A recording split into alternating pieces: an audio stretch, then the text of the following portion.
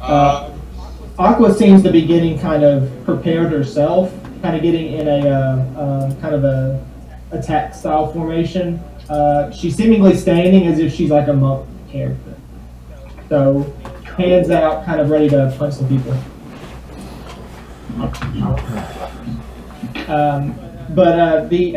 Kind of at this moment, the portal starts to dissipate, and we see the humanoid figure kind of come to light as the portal disappears, and we see a dwarf on the ground wearing plate armor, like half plate armor, just sitting there, sword on his back, axe on his back, and a shield. That's what walked through the portal was a dwarf? Didn't walk through, it's on the ground now, as if fainted. Okay, I'm immediately going to shoot it with a firebolt. I call out in Dwarven, like, who are you? At the same time, I guess. Okay, yeah, sure. Alright, let me roll. There you go. One fire damage. 21's a hit. 1 damage. High roller. So, you go out and you cast this firebolt, maybe just to startle him a little bit, maybe not to deal so much damage to this guy. And you basically just interfered. Yeah, so he gets up and, he's like, oh. And then, he hears the Dwarvish. What did you say again in Dwarvish? Who are you? I don't know. Who are you? My name is Rurik. Rurik, Fireforge, that's right. Rurik Fireforge. Do you not know who you are? No, it's just I've had a rough night. Sorry. Where am I? That's not where I was before. Right now, you are in Laris. Where did you come from? Where do you last remember yourself? He kind of squints and kind of looks around a little bit, and he's like, Laris. Do I recognize what kind of dwarf he is? Whether Duergar, mountain or hill? He's definitely a mountain dwarf. Okay. He just looks around and is like, Laris doesn't sound quite right to me. Did you come from Deriza? Deriza? I can't remember. Deriza. I don't recall Deriza. I'm a mountain dwarf of Various. What year is it, friend? It's the year 1100. Okay, what year is it for us? Yeah, is that right for us? So you guys are in the 5th era. So the way that the year denotation works is you guys are in the 5th era in the 21st year, or the 19th, I forget. Hold up, I can double check this real quick.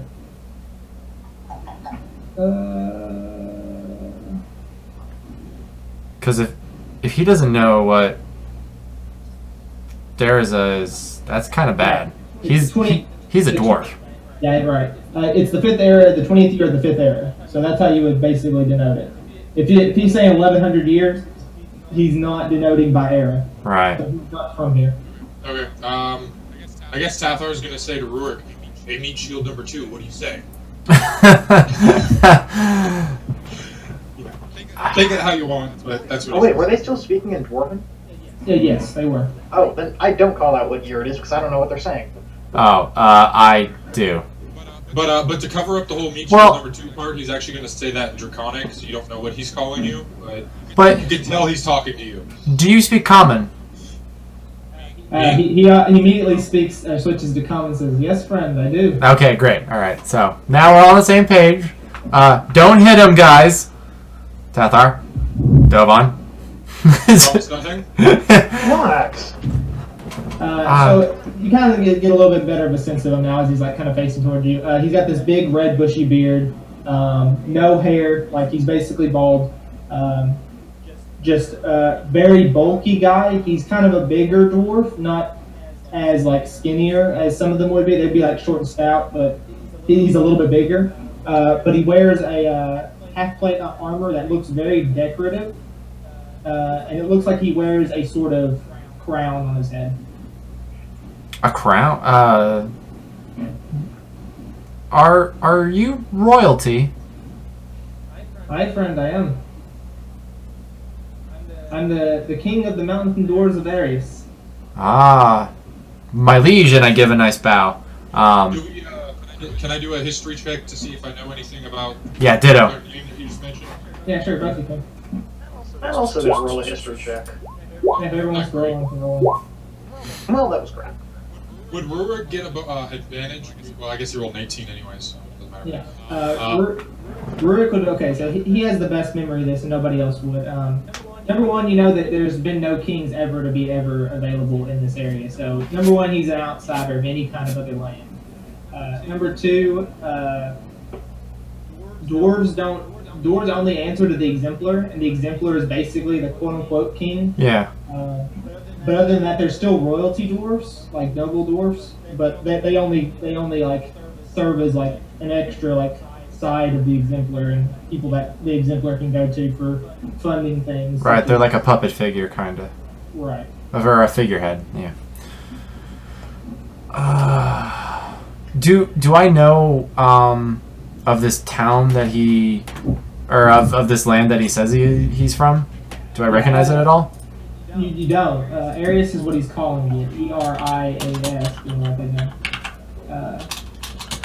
No, you've never heard of this before.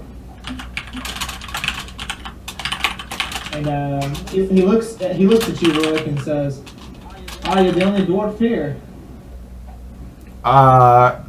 Yeah, currently we came to check out a disturbance, and you were the disturbance, I guess? You kind of appeared out of a portal. Does any of this sound familiar?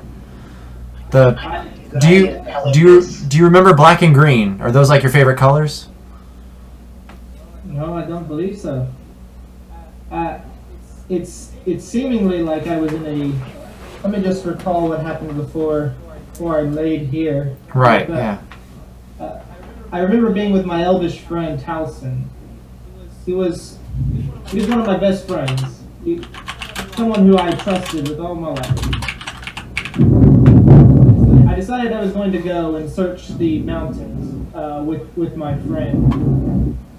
Being of true nature, us two, we decided to go alone. No guards, no nothing. We were in the mountains. It did not matter. You're very brave. You must be a very skilled warrior. I indeed. I became the king. Oh. King by might. Yeah. He's like, then we happened to stumble upon a ring. It was a gem inside this ring, blue, almost like a sapphire. And then at that point, it seemed to have worlds of, I guess you're green and black you mentioned, and then I'm here. So what you're saying is you did something really stupid by touching a magical item you knew nothing about.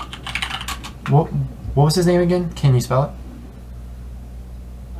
His friend? The dwarf. I'm sorry. The king dwarf. Has not given his name yet. Oh, okay. So is he not going to answer me? Oh, sorry, what did you say?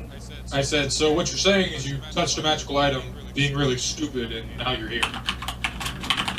He kind of just lets out a big sigh and says, it seems I did.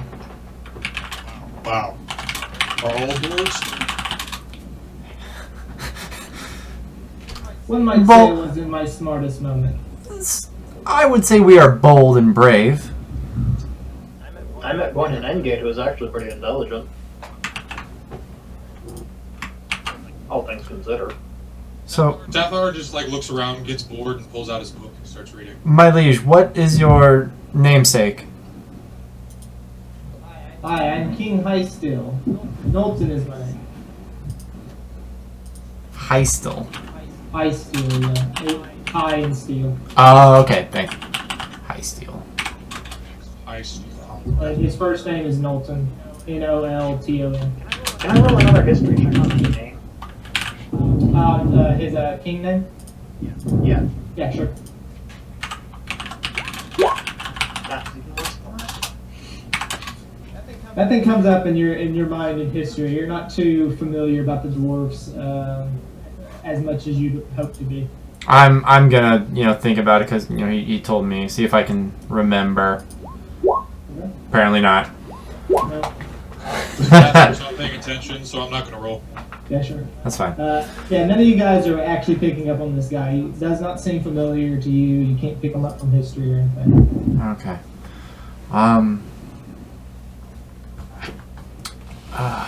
Well, I don't really know what to do with you. Do you still have the ring? No, unfortunately, I don't. I remember losing it. I'm gonna turn to Aqua and be like, stranger, do you know what is going on here? She kind of sits there crossed arms and says, "No, I don't, but this is quite strange." Is this your first portal that you've seen, or have there been others before? It's the second one I've seen. The second? It's the first. What color was the first one that you saw? Same as this one. Oh. And what did anything come out of it? Yes, it was many bandits. Bandits. Of course, I dealt with them. King Highsteel, do these bandits sound familiar to you? He looks around and says, "No, I don't believe so. It was just me and my elvish friend." Which mountain range was this in? Which mountain range? Yeah, were you and your elvish friend walking through? Oh, it's through my kingdom, of course. Oh. Of course. My liege. Thoughts? Anyone? I say we shoot him. Yeah, honestly, at this point, Tathar is getting noticeably more irritable with how long this is taking. So just as a warning, I'll probably get the feeling that if you don't do something now, he might kill this guy. Yeah. This isn't really. So, I see his irritability. I'm like, yeah, this isn't really going anywhere. We still need to rest. King, please join me in the Temple of Inner Harmony, and we'll settle this in the morning. Aqua, you're welcome to join us. We came here to talk to you, but we should really get some rest right now in case a portal comes in and big baddies spawn. So is the portal still there? I know it's gone. It disappeared when he was on the ground. Okay. I didn't catch that part. Yeah. What say you, Aqua and Knowlton? Aqua speaks up and says, "Yes, I wish to retire. I did have a quite rough day today." My liege? I'll come with you. Excellent. What do you not know place for me? All right. I gesture for everyone to let's go back to sleep and figure this in the morning over bacon and eggs. Bacon and Tathar runs back to the temple. Yeah. +1 friendship point. Yeah, +1 maybe point. Rurik, take what I can get. Take inspiration. Ah, thank you. Oh, yeah, he did very well there. Okay. Honestly, the only one who tried there. I was going to speak up, but he offered Highsteel to come in with us before I could get a chance to start interrogating the guy. Yeah, he was parked out the door, so he was asking the same questions I was asking. Yeah, Tathar loved it because there were no magical items involved after he said the ring was gone. So. Mm-hmm. All right, so I think we all try and get what sleep we can. I know that was rather exciting and then not exciting, so maybe it's not too hard. Yeah, you can finish up your long rest as long as you continue the rest of the night sleeping. So. Yep, I do. Yeah. Sure. Tathar, okay, but when Tathar wakes up, they're going to need new bed sheets. There's just acid drool all over the bed. Honestly, they might need a new bed at this point. Well, we'll take care of it. I'm just worried. Worry not, Tathar. Okay, cool. So anything that you guys don't have on that you need to refresh on long rest, you can do now and get those back now. Heal what you need to heal. Everybody heals to full if you're not already at full. things like that. The only person who got hit last time, I think, was Warren. Rurik, you can put new spells today if you want to, and Kath already has his. He just has the spell slot. Oops, sorry, that's not what I. Oh God, I need. I have to click on the cog. Click on the cog and press prepare on prepare. Yeah. Yeah. Get that Okay. started up while we move on. Alright, so morning arrives. All you guys are awake in the Temple of Inner Harmony. You guys awaken to a nice breakfast of bacon and eggs, Yay. Tathar's happy. courtesy of the Temple of Inner Harmony. And what do you guys do over a breakfast? Like Knowlton's there, he's eating just as you. So, Knowlton, have you remembered anything else that might be helpful? I remember a little bit more. The ring seemingly lost. I remember seeing water when I lost it. What kind of water? Lake? Ocean? Fountain? Maybe a lake. It was not that of salt water, if that's what you asked. Okay, do I know if there's any lakes nearby other than, of course, Crater Lake, which is, on the other side of the forest? There's no bigger lakes nearby. There's like some small ponds and stuff, but the closest lake is Crater Lake. Okay. I'm going to assume it's not anything here.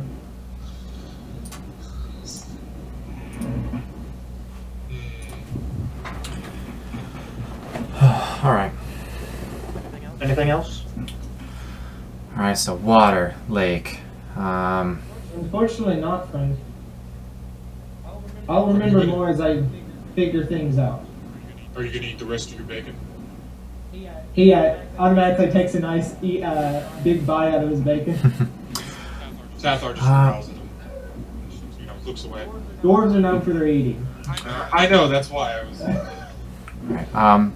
So I say it's time to go talk to Octa. Between bites, Rurik is gonna ask Knowlton. When you said you were what age you were from, you responded in a way that we're not familiar. What history can you recall? What has happened before? Very. I'm hoping you can remember large events, sunderings, wars, battles, that kind of stuff. You know any warlocks? I remember many warlocks. Oh. Yeah. In fact, I was friends with one of them. You happen to know how to contact them? He kind of looks at you kind of weirdly and says, "No, friend, I don't." Do you know anybody that does?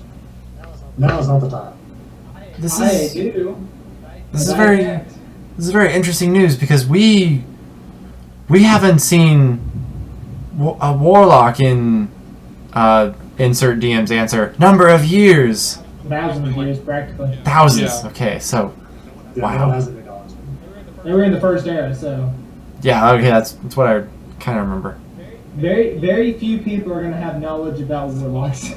People who study a lot are going to have knowledge of warlocks and know history. How are warlocks regarded as evil from where you come from? He kind of gives he kind of like looks up, scratches through his beard a little bit, and says, "Aye, some of them are. Some of them aren't. Some of them are quite friendly people." Do you happen to know any? Oh God, what do they call the people in Kazdillion? Like the mystical Council of eight? 12? Yeah, the Council of Eight. 8. Council of Eight. Council of Eight. What? But was there a certain name attached to them? No, what is that? Is the Council of 8. Okay. They are the Council of Eight. How they're going by.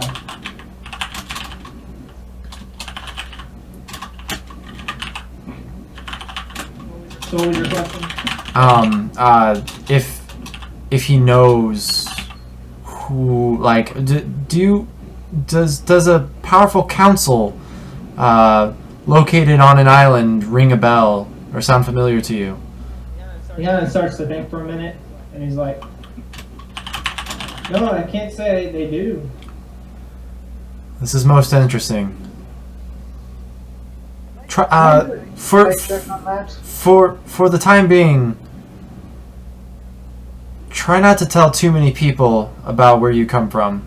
This may Can I do an insight check on what he's people maybe telling the truth?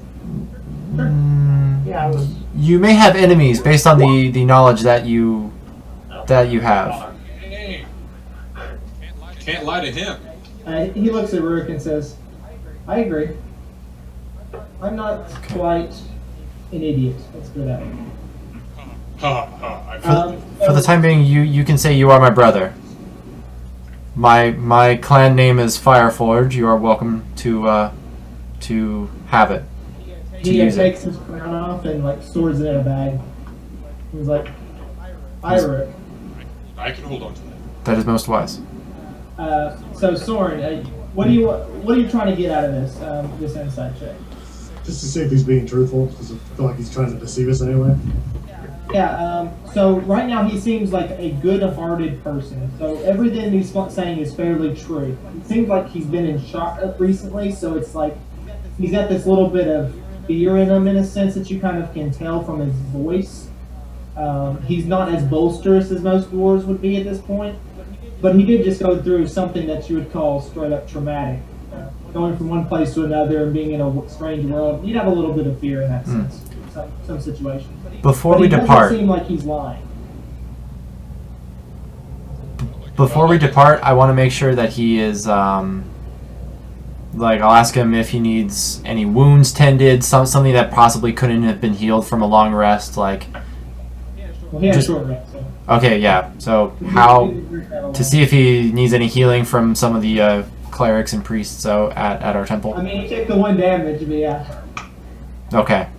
you're free to give him the one healing. I ain't healing him. I ain't using my spell slot. I mean, like, I'll give him like a back massage. You're at a temple. I'll You use can give him what the they're first thing. inside us. I ain't healing him unless he's paying me. I got limits. Okay, yeah. It's inner harmony. He takes the healing and yeah, good to go. All right. We should go find Aqua. Did Aqua join us, or did she go back to her temple? She went back to her temple. Okay. So, shall we head to the Temple of Change? Agreed. I'll go with it. I'm coming too. Yeah, why not? Making sure the whole party's coming. Okay, sure. So you guys all head there. Did anybody else have any questions for Knowlton before we moved on? Or are we good to move on to Aqua? I got nothing. I'm good. I don't have anything to ask him. Okay, cool. Moving on to Aqua. So you guys make it to the Temple of Change. Still quite early morning, 9 o'clock-ish. You guys just ate. And Aqua is seemingly doing her duties in the temple right now as you guys walk in. Good morning, Aqua. Do you remember us? Of course I do. How tall is she? Yeah, that's after one night. It's how you start conversation. How tall? Aqua? What's that again? I said, how tall is Aqua? 6'2". Okay. Jesus. So I tell her that Claire Barris sent us to talk to you. My good friend Claire. How is she doing? Fine up until yesterday. Is it yesterday? Oh yeah, so you could see the portals too. Yes, one opened up right next to her during a birthday party. I meant to go to that. I was quite busy myself. I could not attend. A coming of age party and everything, too. Yeah. A bunch of little kobold fuckers came out, and we were the only ones who were able to see it. They tasted pretty good. Yeah, so we killed the kobolds that came out of it. No one else had any idea what we were seeing. So Claire gave us your name to see it. You might have some knowledge on the situation. I have a little bit. Not much, but I have a little bit. So tell me what exactly you saw and what happened to you. Well, we're all at the party, right? Claire and her daughter were up, standing next to an old fountain thing. And suddenly this purple and gray portal opened up right... well, actually, there were a whole bunch of tremors first. Yeah, there were tremors, right? Yeah, and then there was all the tremors, and then the portal opened up, and everyone had run inside at that point. We four assumed, because they were scared of the portal, and then 5 kobolds came out. We fucking killed them. Then, these two went inside and found out that no one else actually saw the portal. They were just running away from the tremors. That's correct. And the portal from last night was our second portal, and I felt it in my sleep, and I woke up, and the priests, I stopped a priest from my temple, and he said that he didn't feel a thing. So it's very peculiar why some are more attuned to sense these portals and others are not. Yeah, we seem to be the only 5 that can see them. As far as we're aware. Interesting. So when you fought the kobolds, you say, what were they like? Were they stronger than normal? Were they more ferocious? What were they? Just kind of annoying. Pretty standard kobold, I guess. Yeah, like would Tathar know because he's draconic, like how strong a normal kobold would be? They didn't seem any stronger or any weaker. They seemed like a normal kobold. So it's not like they were any like crazy enhanced kobold or anything. Well, Tathar's just gonna say, well, they sure as heck weren't very intelligent. When we went through the portal, the first one, we did come across 2 kobolds that carried backpacks with alchemical potions or something of the sort. They did not fight like their brethren, who fought with as they would, basic melee weaponry. This one seemed to prefer ranged with Seems smart. potions. Yeah, they threw vials at us. She kind of leans back on the wall and she says, "The ones that I fought were very unintelligent. They spoke no words. They were simply aggressive and very aggressive in their nature. Let's put it that way." That definitely depicts our first. Right. We did try to interrogate one, but he said nothing. He spoke nothing. It wouldn't calm down long enough for us to get anything out of it. Just kept trying to attack. And it did seem like aggression and not fear, I think. I wasn't close enough to say that. Did any of them speak or mutter words? Not until after we went in. Yeah. After we went in the portal, then a couple of them talked. Went in the portal. Oh yeah, we went through one. We went through one of the portals. They've always come and gone for me. I've not been able to go into them. Ours They've always stayed open. released them to monsters and left afterwards. Ours stayed open for a good while. I don't guess we know if it stayed open while we were in it. She kind of looks around and kind Well, of no one else could see it. scratch. She just kind of does a little bit of a scratch on her chin and says, I find these claims rather interesting. I mean, change is part of the world. This is a very unnatural change. We did come across, when we went through the portal, we went into a tomb or a temple, and a place carved into a mountain where to one side was a bunch of sigils, and when we touched them we saw Demonstration to different forms of magic. right, each school or element was represented, and when we further progressed we came across some chests which we only found out of 3. One we were able to open without violence, and we found a blue orb. Tathar, can you show Aqua this orb? And He King, kind of stares at. I kind of stare at you for a little while, kind of That doesn't- upset that you're requiring me to give up my. That doesn't word. sound like a great idea. King, can you take a look at this as well? Perhaps you know what these are. Eventually, I begrudgingly pull it out of my satchel. Please, Tathar. He doesn't touch it, like Knowlton doesn't touch it, but he glances at it and says, "It gives off the same bluish color that the gem of the ring did. Interesting. Perhaps they are connected?" Strange. Huh. Aqua kind of looks at it. And Where the ring is.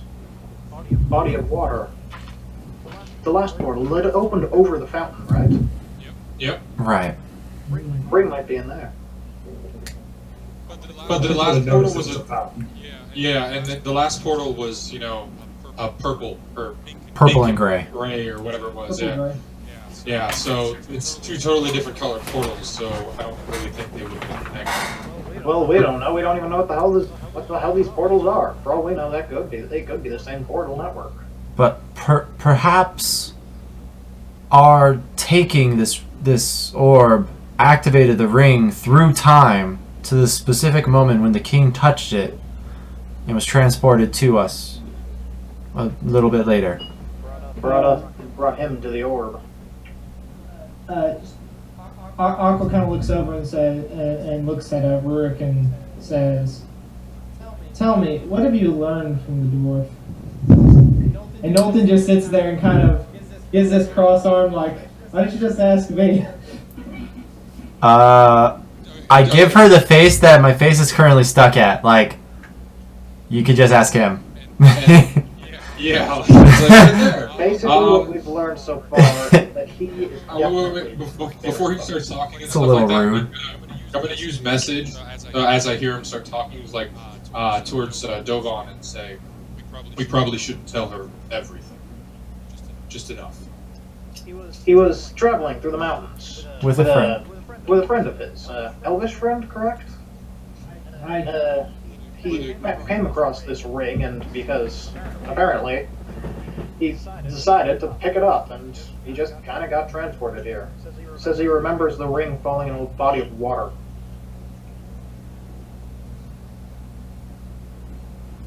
That's about it. And then waking up here, of course. Well, yeah. Hmm. And of course, a little bit of fire and some nice warm beard massage, I guess. Fireball is shot at. she speaks up and says, "How are you sure it's time travel then?" When we asked him what do you ask him, like, what year is it? Yeah. When we asked him what year is it, he responded in an odd manner. He said 1100 or something. Also, he's friends with a warlock. That automatically like looks at her and she like kind of gets this puzzled look like, "We haven't seen warlocks for forever." He's also describing lands and Thousands of years. countrysides that we have no knowledge of. He can be from our world or plane. Well, there's Um, because he did say that there are unexplored parts of the world that aren't on the map, but like, Yeah, right, exactly. Well, the world is with I hope we can trust Aqua. Well, I don't trust the dwarf either, so I don't have any reason to not say that. I don't trust anyone. That's why I used message to tell him not to say everything. Aqua kind of looks up and says, "Could be planar travel. Could be anything. These portals are very unnatural, magical in nature." Tell me, who of you knows much about magic? The arcane magic. I look at Tathar. I know a bit, but not as much as him. Oh yeah. Way to throw me under the bus, guys. Tathar doesn't say that, but Yeah.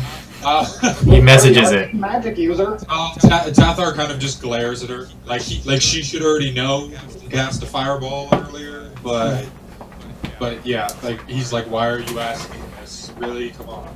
It was such a weak fireball, she didn't really know that. Yeah, for all she knows, I threw like a candle at him or something. Or a match. Hey, damage is relative. One damage could actually like be his entire beard burned off. You know, we don't actually know that. There you go. So It's gonna make you feel better. yeah. So she kind of speaks up and says, "I figured you would know something a little bit more about this yourself." I've studied a lot, but even this is beyond the scope of what I know.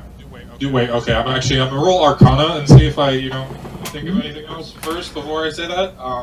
Does anyone remember what we went to Aqua for originally? Like why we were in supposed to particular? ask her. We were supposed to ask her about the portals.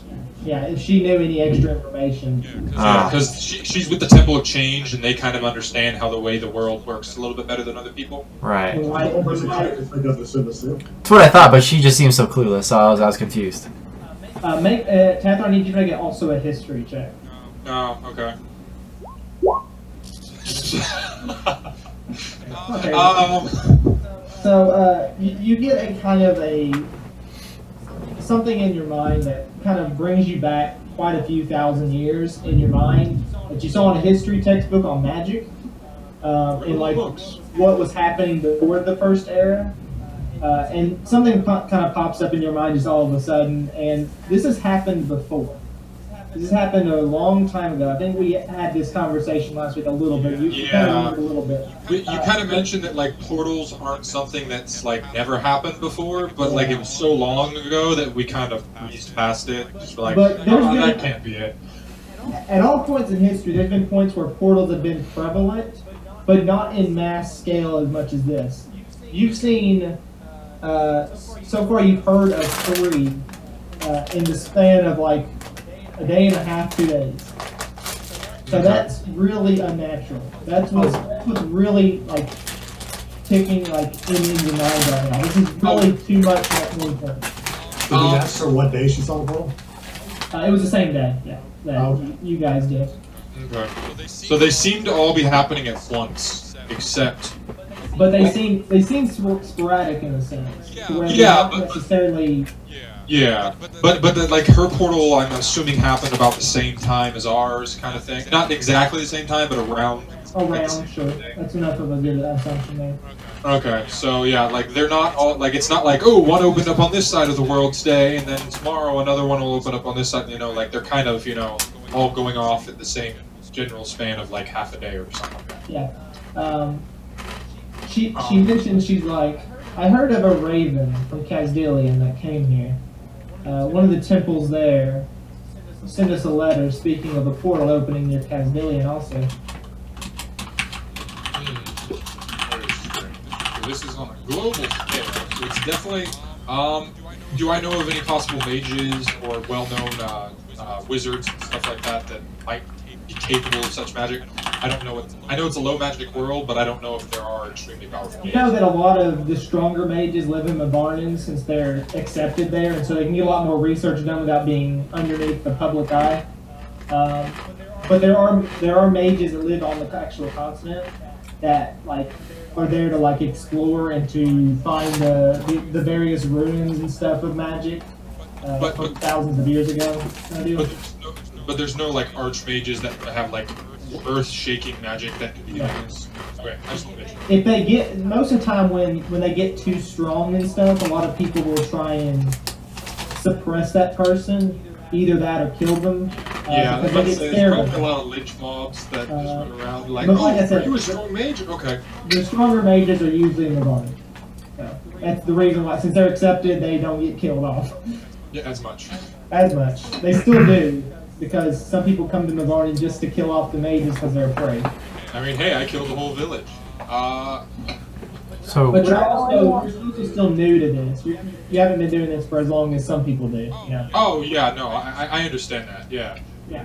From my time in Mavarnin, would I know any powerful guys through my connections at the crime organization? Well, okay, so the one of the strongest mages you would have heard of would be the actual Exemplar of Mavarnin, which his name is Ellie, and she's a gnome. She's probably one of the strongest mages you've seen, or heard of. She does magic on a pretty high scale, but she's still not as strong as some people from history.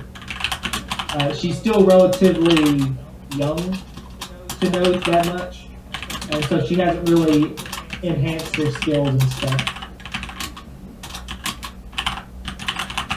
I decide to explain to her what I know, which I actually don't know what I know, so that's why I'm saying it this way, because, you know, my guy knows a lot more than I actually know as a player, so... Mm-hmm.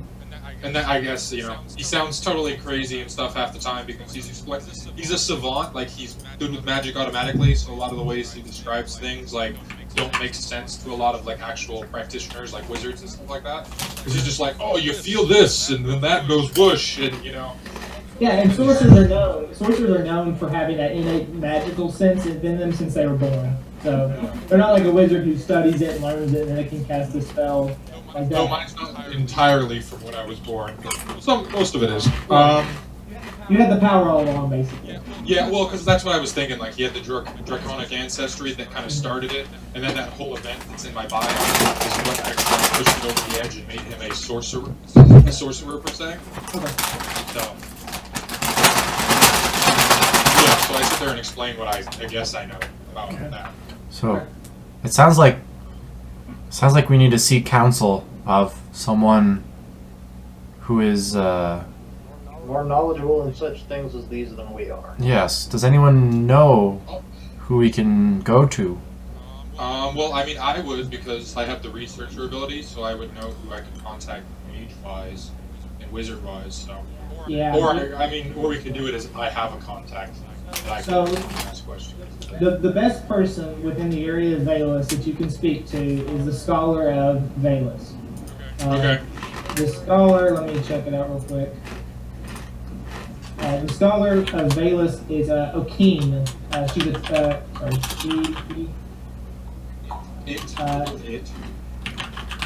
he is a, Okeen is a he's a tiefling. And a cleric of chaos, so maybe someone Jovan might like to speak to. Yeah, no, it's definitely my thing. My brother! Yeah, well, okay, so I explained that. He would be the best person to go to. I would explain to the rest of the party that that's probably our best bet, even though... Where is he located? Well, he's a Scholar of Valus, so... In the capital. Oh, right, that makes sense. So in Watun. Yeah, Watun, yeah. Yep. Which I seem pretty hesitant about going there. Because, wait, Watun's major deity is balance, right? That's the major god. His exemplar is balance. Yeah, so I'm very, I don't want to go there. Which is kind of weird because the Scholar is chaos and he's a balance, so... Hey, that's balance. That is balance. And that would be what... That's what would be what the exemplar would say. That's more balance than you would actually realize. Someone who brings about chaos to have more balance in the world. And it would be really funny if one of them's super beefy and buff, and the other guy's like little old dude that. There you go. There's balance. He started the Abraham Lincoln rivals there. Team of rivals. Yeah. So shall we go to Watun and seek the Scholar of Valus? First off, who runs this town? I would assume I would know. Who runs this town? Yeah. Nobody runs this town. It's just a small town. It's nothing. There's no big, mayor? Large scale. There's no Well, head. is it? Most of the time, the heads of the towns are just the person who's been the most knowledgeable of the town or been there the longest kind of deal, and they're kind of the person who. Oh, like a city elder. Right, exactly. Okay. There's nobody quote unquote in charge of these areas since the exemplar runs the whole region. But the elders and stuff take care of their own kind of deal,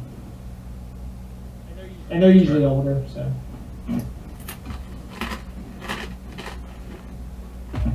Aqua kind of speaks up and says, "I must protect my city. I cannot go with you, but if you do find any good information, anything to stop this would be helpful."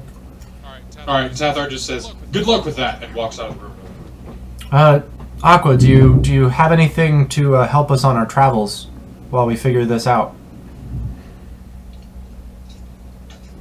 Can the Temple of Balance offer us a boon or Change. Temple of change. Yeah, some like quarters or whatever. Yeah, what is the money called in this world? Is it just gold pieces, silver pieces? Gold. Yeah. Yeah, he said that gold was $1 Or 100, I think. $100, right, and copper is 1. Copper's one. All right. Who needs a penny? Yeah, I know, right? So are you asking for like For- money, supplies, etc., or are you asking Whatever the Temple of Balance deems Change. worthy, or yeah, Yeah. acceptable. That's what it is. Not He worthy. says, I can send a raven to our tomb and make sure that the temple there benefits you greatly while you're there.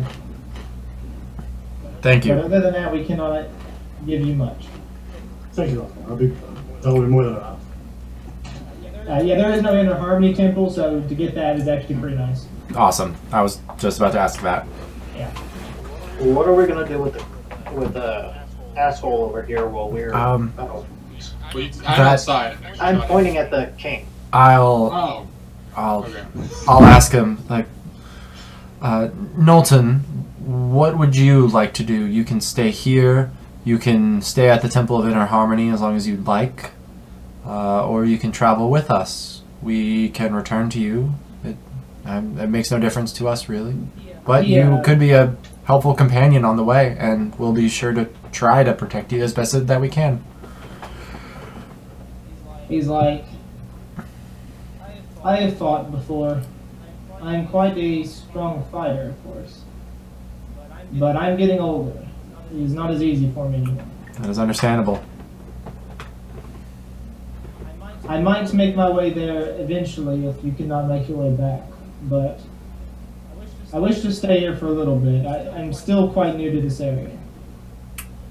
We'll send a raven, if we can arrange something.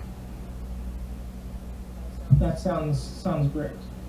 Thank you for your hospitality, Rick. It is no problem. And I give him a high five. You know, you're really nice for a chaotic neutral character. Usually they're like super greedy and selfish. No, it makes me happy. I care about me. Like I know, I can but- be like a nice person and still care about me. Oh, I know, but still. You are leaning more towards chaotic good right now with your role playing. What? Hold on. I'm sure we'll get to that point where it's like, oh yeah, I'll heal you for 50 gold. Whoa. I don't know any of 60. your 60. I ain't cheap. I don't know any of your personality traits, Yeah. but like I was saying it just because. It's early role playing. It takes some time to get into it. So, creatures follow their whims, holding their personal freedom above all else. That's what that says. So, like, I follow my whims and my personal freedom. This doesn't really bother me. And then going from my inner harmony thing, I am also helping people achieve inner harmony. So, If you think you're all playing chaotic air, so that's fine. I'm not one to argue alignment here. Yeah, no, alignment's one of those, especially in 5th edition, man. Alignment's one of those things that's kind of, I don't care Go with about what you alignment in one sense. The only people I care about it with is people who have to abide by their tenets for like paladins and stuff. being, like, I guess chaotic neutral with the inner harmony thing kind of is like a weird blend between chaotic good and neutral. Right. Like, this is going to be weird, so. yeah. By the way, Tathar, your character sheet, your name's gone. Just so you know. What? I don't know if you The nameless. I just wanted to- How many days travel with Tom? we're talking about quite a while. It's about a week's worth of good walking. You can take the long route and take 10 days of going around and not hitting the forest, or you can go straight to the forest and be there in about 7 days. I would say go through the forest. You guys are here. We'll need supplies. Well, I mean, I've got rations. How long does a ration last? Or like, It's, Ration is a whole day. Yeah. One ration is 1 day. so assuming If we you have don't a survival skill, you can actually go out and like hunt for food. No rabbits, foxes, stuff like that. You can like hunt and do that, and you won't need a ration if you do a survival check. But that does, if I remember correctly, that takes at least like 2 hours to do it or something like It that. takes about an So it's hour. not- Yeah. How many rations did we start with? 10? 10. Okay, I just left one on there. That's a mistake. Yeah, everybody should have 10, I believe. If you had something, the pack that you got, if it had rations in it, it would have had 10. Yeah, The sorry. Explorers pack, I think is what I picked. It's either Explorers or Adventurers. Yeah, I think they're both the same. I didn't remember one. Yeah. So, quick thing. I know magic is not super huge in this world. How common are health potions? Just for reference going on in the future. You have to. The health potions are found by alchemists. Alchemists are not uncommon in this world, but it's not since it's not considered magic in a sense. Okay. And they have access to a lot of potions normally, and they'll be the best people that you can go to. But normally, you're not going to find them in these smaller towns. Oh, I wasn't worried about it right now. I just wanted to know for future reference, so that way, like, I'm not like, hey, I'm gonna go buy 50 health potions, and you're like, well, no, you can only get one because they're not common Right. at all. And like an alchemist will make his money off of just selling potions and stuff to travelers and stuff, since they're commonly used for healing and stuff. Is There's it other like types of potions and stuff. Yeah, like giant strength and stuff. is it possible to learn at least basic alchemy to make healing potions? Yes, you'd have to get a kit, and you'd have to be somewhat proficient in it. Yeah. What kind of check would that be? Would that be medicine or nature? It would not be. It'd be a tool check. Oh, Yeah. okay.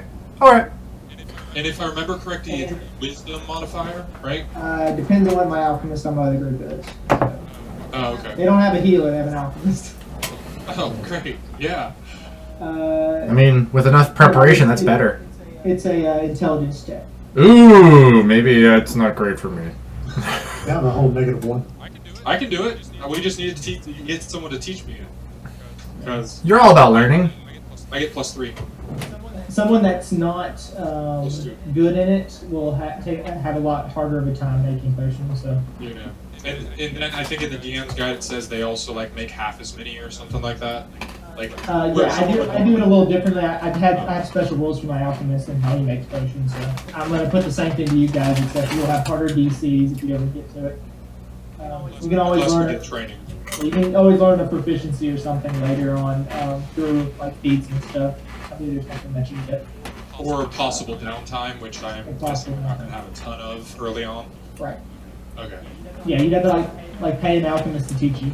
Just Right. All right. Yeah. Well, I believe I'm ready. So, I'm gonna look at Roku. So, what to Wuchun in the morning? I guess it is morning. No? Yeah. Yeah. How long did this conversation take? Like 2 hours? Maybe with walking. Okay, so yeah, it's. I mean, my tummy's still full of breakfast, so we can get a move on. So, yeah, I would say, I'll look here and say, Are there any caravans heading from our city to Watoon anytime soon? You can talk to a tavern first and see if there's anybody leaving soon. I'm gonna go ahead and do that. See if there's anybody leaving soon, so it's not just the four of us. Yeah, sure. I'll say I'm gonna go get supplies and talk to a few traders. And we'll split off for a bit. Okay. So y'all take a little bit of time to get situated before y'all head out. Tathar goes to the bar. Yeah. I'll just tell everybody to meet her in about an hour. Okay. Fair enough. Okay. By the way, Explorers Pack does have 10 rations, so I just checked it. Cool. Okay. So I'm gonna kind of go down the list here, and we're gonna kind of take one person at a time and see what you want to do during this hour. So we're gonna start with Soren. Soren, you said you wanted to go talk to some traders. Yeah, there are like some traders just selling stuff outside, I guess, or just square or something. Yeah, there's like merchants and stuff that are selling stuff. You want to like buy some stuff, or are you gonna? I want to go browse and make. I'm gonna buy rations. I'm gonna browse and make small talk. Okay. So how many rations did you want to buy? I'll buy. How much are they? Let's double check. Rations.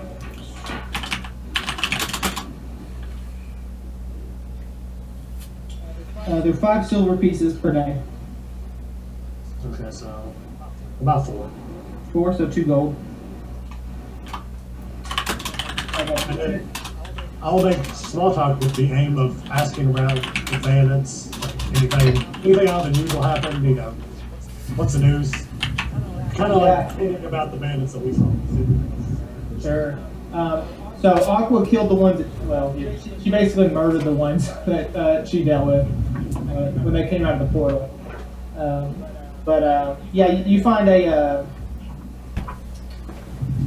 let's see, you find a human. A human is, you know, he's selling stuff, and you ask him, hey, do you see anything around? Is the road still safe? And he's like, you know, we've been seeing some of them raiders come across here recently. They've been quite annoying to the forest.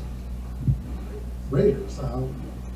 What, any particular race or organization? The Baradun Raiders. And where have they been spotted? In the forest. In many places, actually. They've been as deep as the Forgotten Marsh. Mostly in Sunmere and in Bayless. They've been expanding. They originated in Sunmere. It's terrible news. The Raiders have been quite frustrating to deal with as of recent. It made it harder to travel. So the forest not safe this time of day, or this time of day anyway? Hard to say. You'll find some harder to deal with people if you go through the forest. Wolves, bears, many things around the forest. Well, thank you, friend. And I, walk away. Sure. Okay. Anything else that you wanted to do, Soren? I don't think so. I guess that's it. Okay, so buy stuff and ask about the road there. Okay, Dovar. I'm gonna be heading around to different like traders and taverns to see if there's any sort of caravan heading to Watoon soon. Yeah. You start to ask around. You ask the innkeeper, and the innkeeper kind of points you towards a Gnomish couple. All right, I'll go check them out. They seem to be like packing up stuff near their wagon. Like they seem to be merchants. Yo, what's up? Hello, friend. What brings you here? We're just putting stuff up. If you wanted to buy something, of course. You're heading to Watoon, correct? Yes, we were. So me and 3 other people, we have some pretty urgent business to attend to in Watoon, but we don't actually have a way of going there besides just walking. So I was checking around town, seeing if there was any way that we could come with on any other caravans that are hanging out, like for example yours. We'll be willing to pay and or provide services. Well, actually, we could pay you to escort us there. It's been not too safe on these roads recently, from what we've heard. That's Yeah. a good negotiator right there. Well, that sounds like a great idea. We'll pay you. Our capable fighters. We can pay you 5 gold a day if that sounds reasonable. That Each? sounds perfectly reasonable. Each. Each? 5 gold in the party? Between the party, between the 4 of us. No one knows what that's from? Oh, darn. That was Titan's Guard, correct? Titan's Grave, yes. Titan's Grave. 5 gold in the party. He says, how about 2 gold per person? We'll make it 8 gold a day. Sounds reasonable. Excellent. Consider your services hired. What time will you be heading out? We're heading out here in a couple hours, actually. Okay. I will come back with my 3 companions then. Have a very Excellent. nice, Sounds great. have a very nice rest of your time. You too. I'm gonna head to a tavern and fill up the flask that I stole off someone yesterday with some good booze. Yeah. Take off a silver piece for that.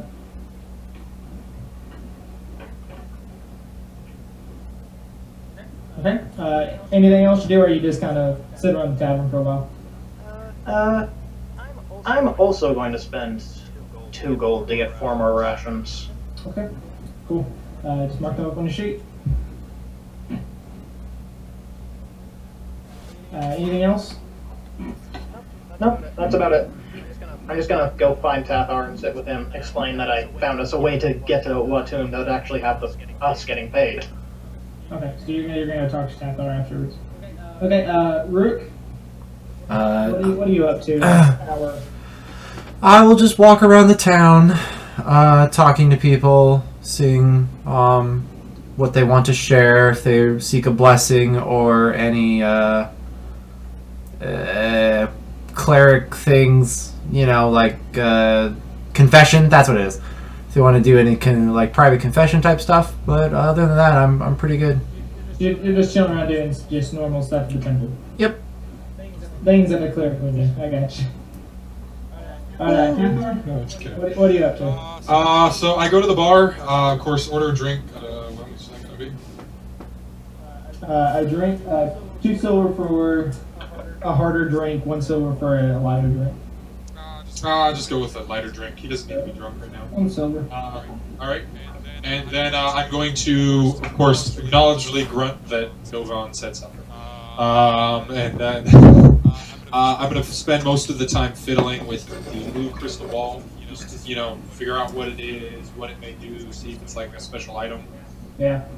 that kind of thing. Gotcha. Maybe lick it a couple times. Sure, why not? Most noticeable thing being that instead of actually picking up the cup to drink it, I kind of like while I'm fiddling with the ball, would like kind of like bend over to the cup and like stick my tongue out and curl it into like a straw and suck the beer out of the. He's really weird. Like a cat. So, yeah, but it's not like lapping it up kind of thing. I actually like curl my tongue and form a straw with it and just suck it through. So, because Dragonborn, they have decently long tongues. They're not. Wow. Fairly. I just figured, I was like, this sounds cool, so I'm gonna do that. Yeah. Anyways, so do I have to roll anything for it to, check it out, or? Check out the orb. Yeah. Yeah, roll an Arcana. Okay. This is a good one. Okay, so you're picking up something kind of interesting from this orb. You're picking up that this is a power source, not a magical item itself. Okay. It seemingly powers another item. Okay. Which we probably broke in the other chest. So it doesn't seem like it's its own, like it doesn't emanate arcana in the sense of, oh, this is a magic item. It like emanates magic in the sense of, hey, this is something that powers another magic item. Okay, something that might be quite powerful actually. Okay. That needs the extra bit of magic in it. Alright. And then, after licking it a couple times, for no apparent reason whatsoever, my guy just saw Dovan do it once and figured, hey, why not? Yeah. And then, which I guess would clean it really well because I have like acidic spit, so like it just like it's now crystal clear, or whatever clean would look like for this particular orb, because everything's basically been burned off. And then proceed to finish my drink and think in my head of what uses it may have.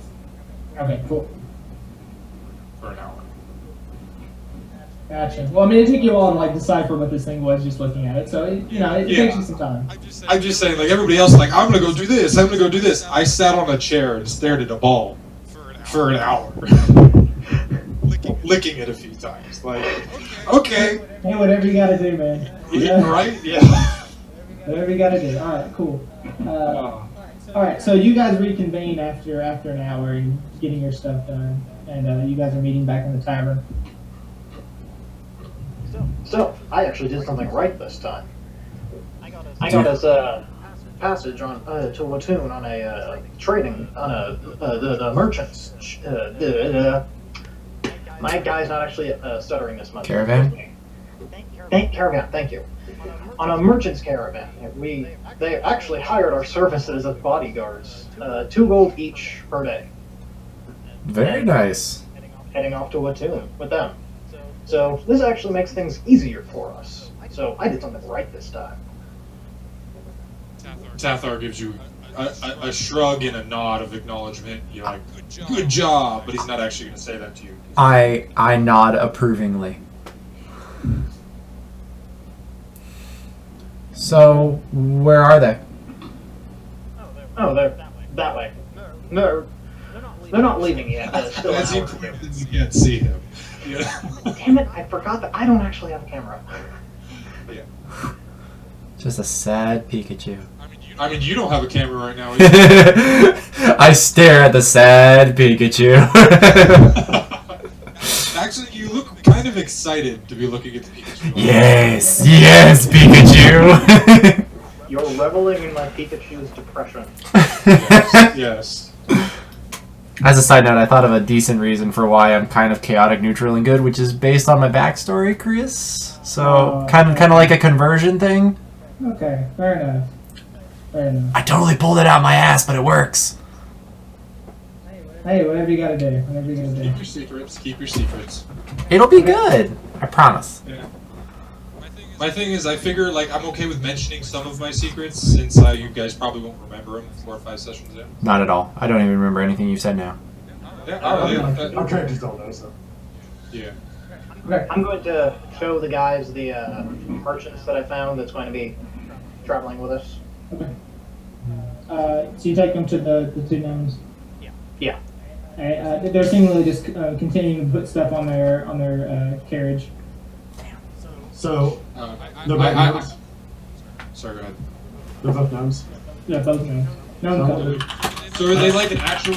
You said a couple of gnomes. So like, are they like an actual like married couple, or Yeah. like just like 2 Yeah. gnomes? They're married couple. Okay, that's what I was wondering. Like, is it a male and a female, or is it just Yeah, it is.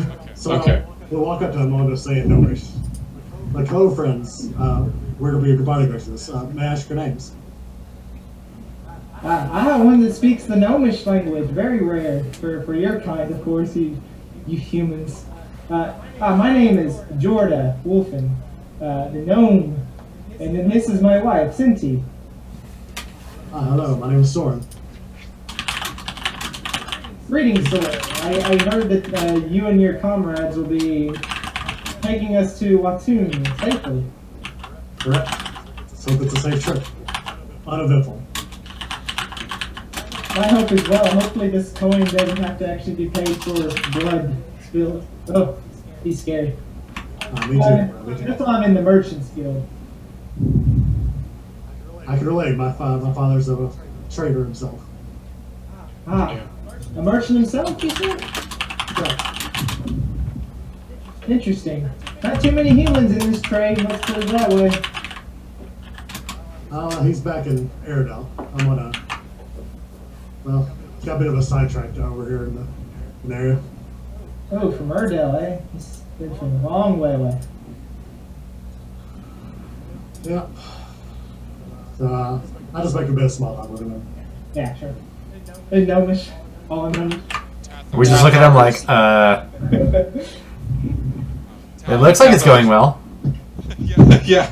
Tathar's like noticeably struggling, having to look down so far to see these people. Yeah. So, because I mean, I figure they're probably what, like 3 feet tallish. Yeah, 3 foot Yeah. 3. He's like- Yeah. So he has this 4 foot gap that he's just like looking straight down at them, basically. Yeah. Probably standing a little bit too awkwardly close. The funny part is their carriage is actually pretty big to carry all their stuff that they have to the trade that they do. Do they have a ladder to get onto it? Yeah, to get onto the front part, yeah, and the back part. That's why it takes them so long to get ready. All right. So I would help him with anything. All right, cool. Yeah, it shouldn't take too much longer if anybody helps. So. Tathar's just gonna stand there and watch. I'm gonna head to the market. Well, no one asked him, so he's not gonna do anything. Honestly, he wouldn't even if you asked. So. All right, Dovan, you said to go to the market. Yeah, I'm going to try and steal a whole bunch of shit. Okay. What are you trying to steal? Just coin purses. I'm going to cast my thaumaturgy at like the other direction from where I am relative to any specific person I'm trying to pickpocket, mixing like big noise or like a flock of ravens just appear out of nowhere so that they're distracted, so I can just kind of. Flock of seagulls. So they look that way, and you get to roll a sleight of hand here. You don't get advantage on this, but you do get sleight of hand. Make 3 of them. 15, 10. Oh. Damn it, natural one. Out. So with the 15, you get 5 gold. With the 10, you get 5 silver. And with the 8, let's roll and see what happens with that 8. So the person that you're trying to pickpocket looks at you, and he's the last person, so you're just trying to grab the last guy and trying to get out of there. He looks at you and you don't grab anything. He looks at you and your hands at his in his pockets and stuff, and he's like, "What are you doing? Get your hands out of my pockets, you thief!" I apologize. I thought I saw a wasp. A wasp? Your hands were directly in my pockets. It was a very intelligent wasp. I'll call the guards on you. I'm just gonna run. As you start running, like, guards! Guards! I'm going to try and stealth away. Because,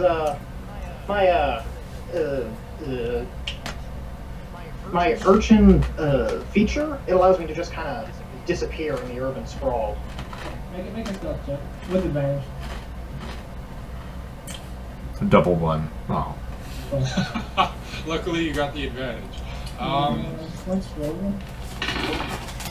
Okay. So there's like 3 guards that are coming towards you. Like you try and find your way away, but the guards know that the town is the road usually. And they look and they know where the thieves will go when they do stuff. So these 3 guards are chasing after you now. And honestly, it's probably not a very big town, so there's not really that far to run to. Yeah, exactly. I'm gonna cast thaumaturgy again, making things to make it sound like there's a huge explosion behind them. Okay, what are you trying to do with this explosion? I'm trying to think of a way to make this like make it sound like a big display of power, like it says for thaumaturgy. Just a loud kind of thing right near them. I'm not describing this well. It's going better in my head. Are we close enough to see what's going on? Are you trying to get them off your case? Yeah, I'm trying to distract them long enough to slip away. Alright, so I need to make I need you to roll a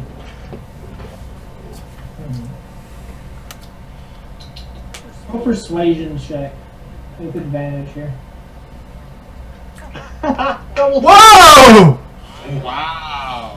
So there's his good rolls for So that. so that they turn around and they start to investigate. Like this is a big noise to them, so they think something's actually more worse than someone trying to steal from a person. So they go and actually turn the other way and start walking towards the sound. So you get away pretty cleanly. And they're about ready to go as soon as you get there, so you guys can head out soon. I'm gonna help them finish packing up. Yeah, it's only Not like even a couple telling of any, them. not even telling any of them what I've been doing. Just calmly help. Weren't they ready? Because it took an hour? Yeah, it's about they're about ready. They're just finishing up on the last couple things. Okay. So yeah, you guys start to head out. Sure. Do we walk alongside the way? Like is it packed full? Can we sit on like the tailgate essentially, the little like stepping stool thing?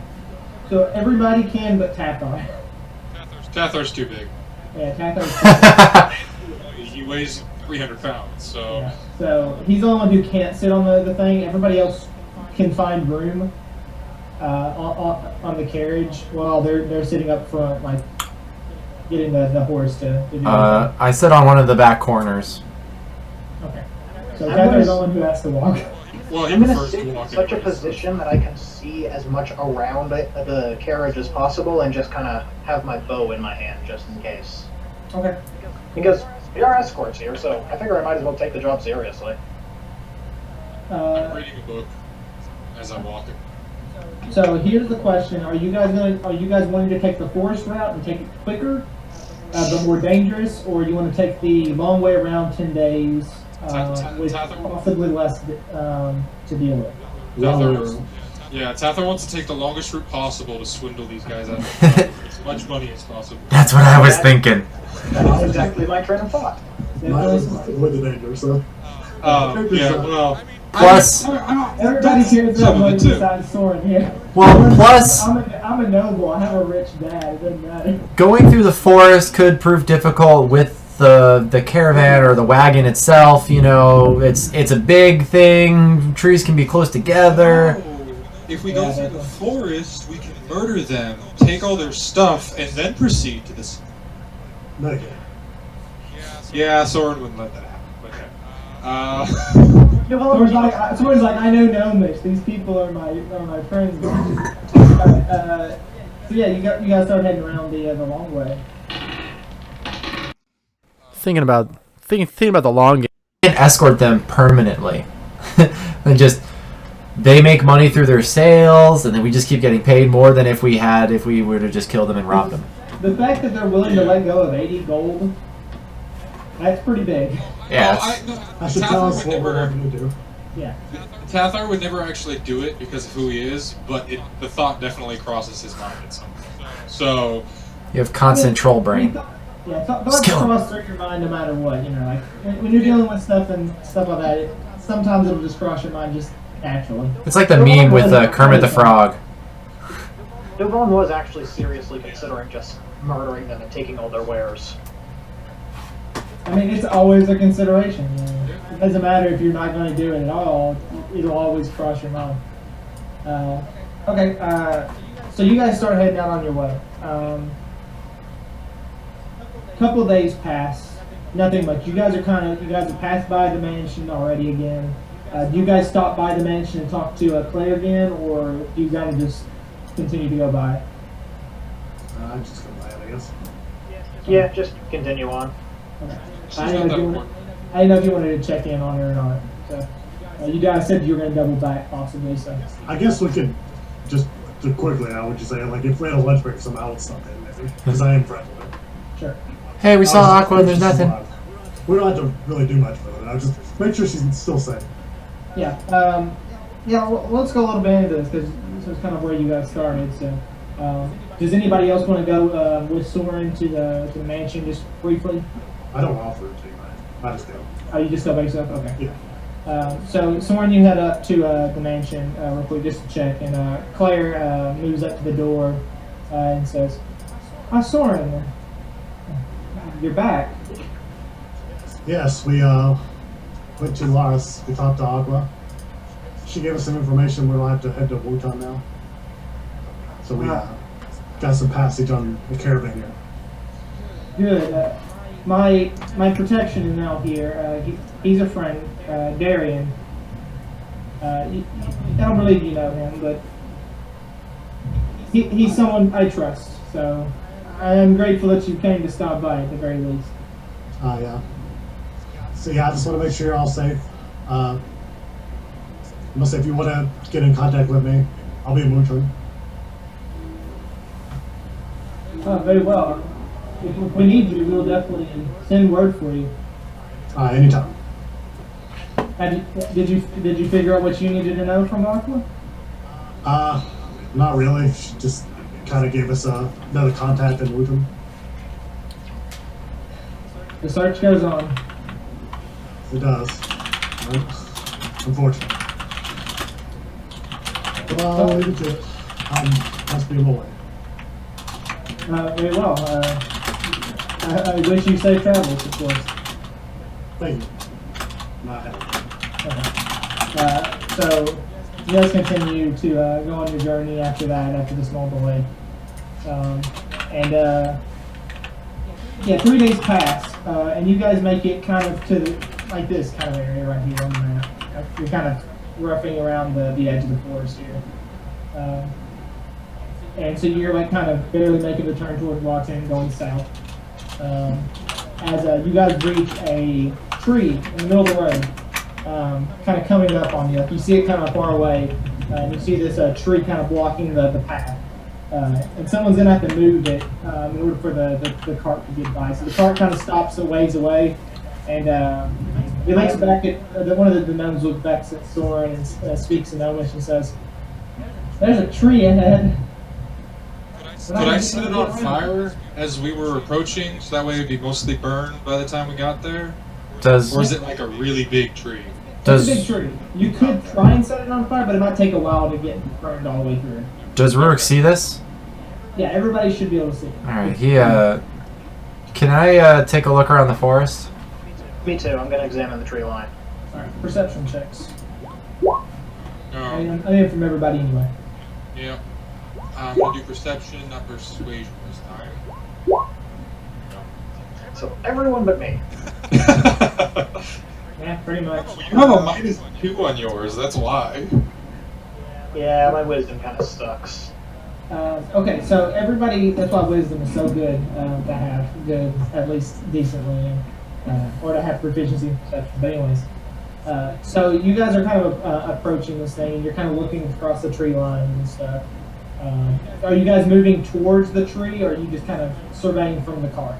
From the car, when we stopped, the moment I noticed the tree, it triggers a memory, and What is that memory then? I mean, give me a little bit of detail here, like what's going through your mind. well, it reminds me of my past with some bad dealings with bandits, and they're kind of my sworn enemy, and me and my family are on a quest to make things even. And so anytime that there's any bandit something, I become on high alert, because this grouping may be the people that I'm looking for. So I would see the worry in his face and get on edge too. It's less of a worry and more of a pissed. Like, So- before you've seen him just being like, pretty happy-go-lucky, kind of nonchalant, but here it just clicks, and he's just like, he ain't fucking around. So I see the kind of see down on his face. I get a bit, Like, in a word, triggered. yeah, and then I whisper in Gnomish to stop the caravan. Yeah, they've already stopped, so. Okay, so That's exactly who I'm looking out for, is because this seems like textbook banditry, and that's like, I'm specifically looking for people hiding behind trees, rustling, shadows, or out of place, anything. Okay, so are you are you known for like knowing about the Bear Dune Raiders, or are you known for another bandit group?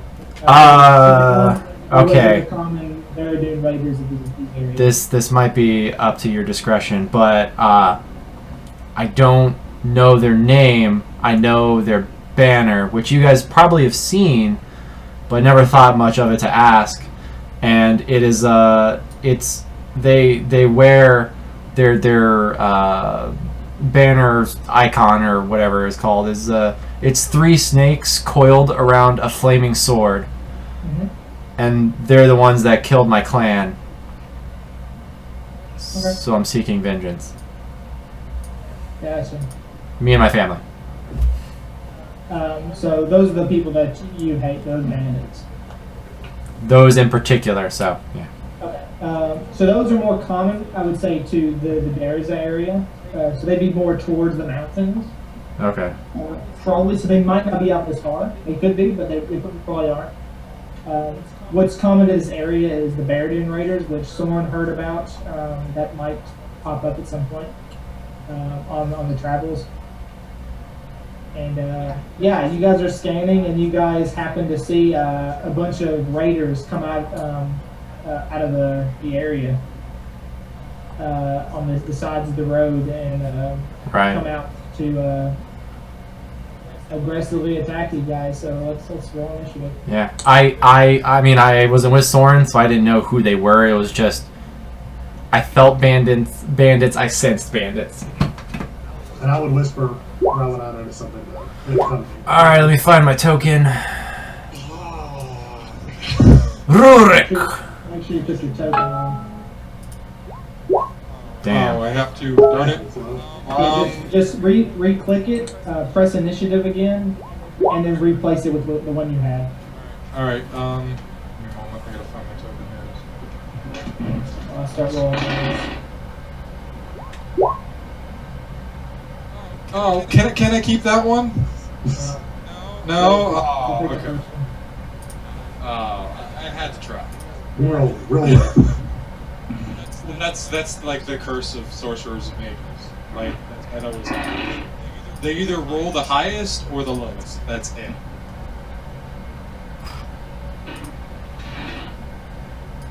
Or at least that's my curse when I play Magic Users. Oh my god, they're so dead. Oh, did everyone roll low? Pretty much. Well, we may have been paying attention, but we noticed way too late, guys. So really close before that. Just making sure Mine- no ties. Okay, ties are with another player. Mine makes sense because I was reading a book. But So these guys are still lying in wait, right?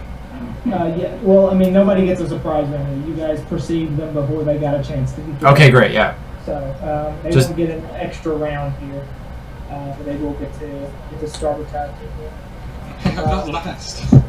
So the first guy, your guys' right, he pulls out his he has his crossbow out. He's going to make an attack on a brick. That one? Yeah. Okay. If you hover over the terminal, I think it should highlight them. Oh, it does. That's so cool. Oh, that is so much better. What's your AC, Rook? It is 18. 18. He misses his crossbow attack. He then proceeds to go behind this rock to give himself some cover. Next guy, he's shooting from a bush. So he's kind of covered in the bush, in the foliage, and he's going to also shoot at Rook. He also misses. He's actually having a hard time getting it through the foliage, and so it actually kind of misses it wide, and it's like the tree next to you guys. So he misses pretty badly. Nice. He kind of comes out behind the foliage a little bit to give himself a little bit of cover from it. And Rurik, you go. Okay. So those two both shot at me. I'm going to, let's see, 1, 2, 3, 4, 5. 5. Yeah, I'm gonna run to here. If I can, right? If I counted right. And on this one, I would like to cast Sacred Flame. Okay. Because he's the one who kind of hit me first, and he ran. Yeah. You should have full advantage. Flame for 2. So- and he fails the same, so he'll take the 2 damage. Nice. What did your Sacred Flame look like? Ah, it finally hits, and you just see this like beacon from the sky, like a small, very brief glow, and then just down is just like radiant light smacking him, giving him a little bit of a sunburn, about a 2nd degree based on damage. Nice. Or or is 1st degree bad or is 5th degree? I guess The bigger number is worse. the what? The bigger number? Yeah. Okay, yeah, so 2nd degree burns. Okay. And that's all I can do. Okay, cool. You cast the Sacred Flame on him. He takes a little bit of scorching damage, or radiant damage, and yeah, he kind of brushes it off a little bit. He seems to be, just shaking a little bit, but he's pretty good. So the next guy goes, and he actually takes this time to come up to you and swing his scimitar. Let's see, I think he hit you. 18? No, he just barely misses you. Yes! Ah! Battle ready.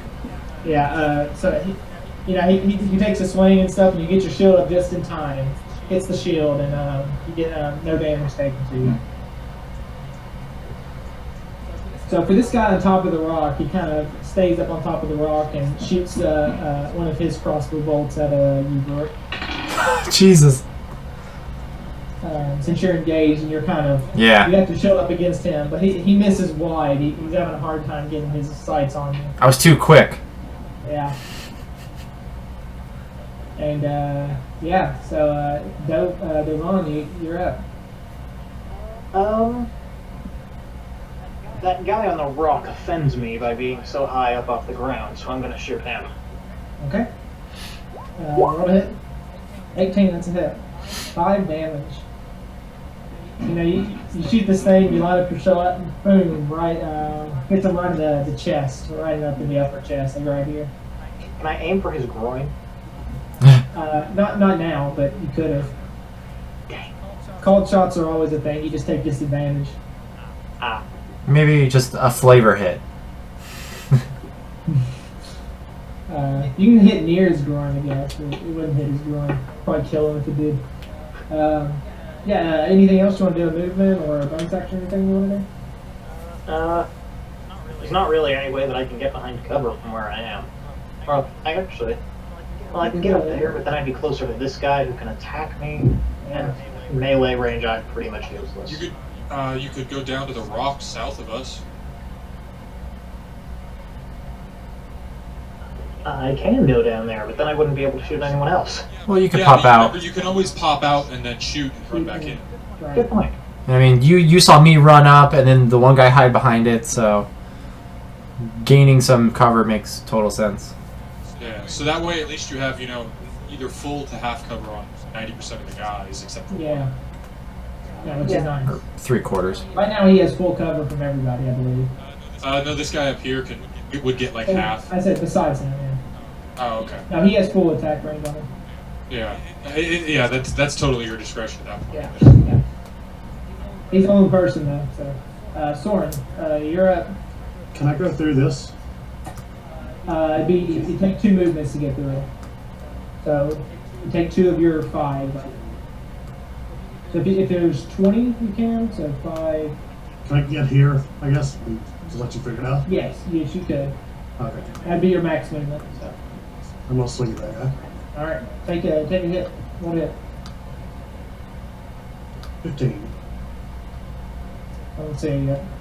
Hold up. Yeah, I don't see it. Oh, there we go. 15. That's a hit. 7 damage. Woo! Take your rapier. You slice down this guy and do a nice slash across his chest, and he bleeds throughout the thing and kind of falls back, and kind of dies. He dies?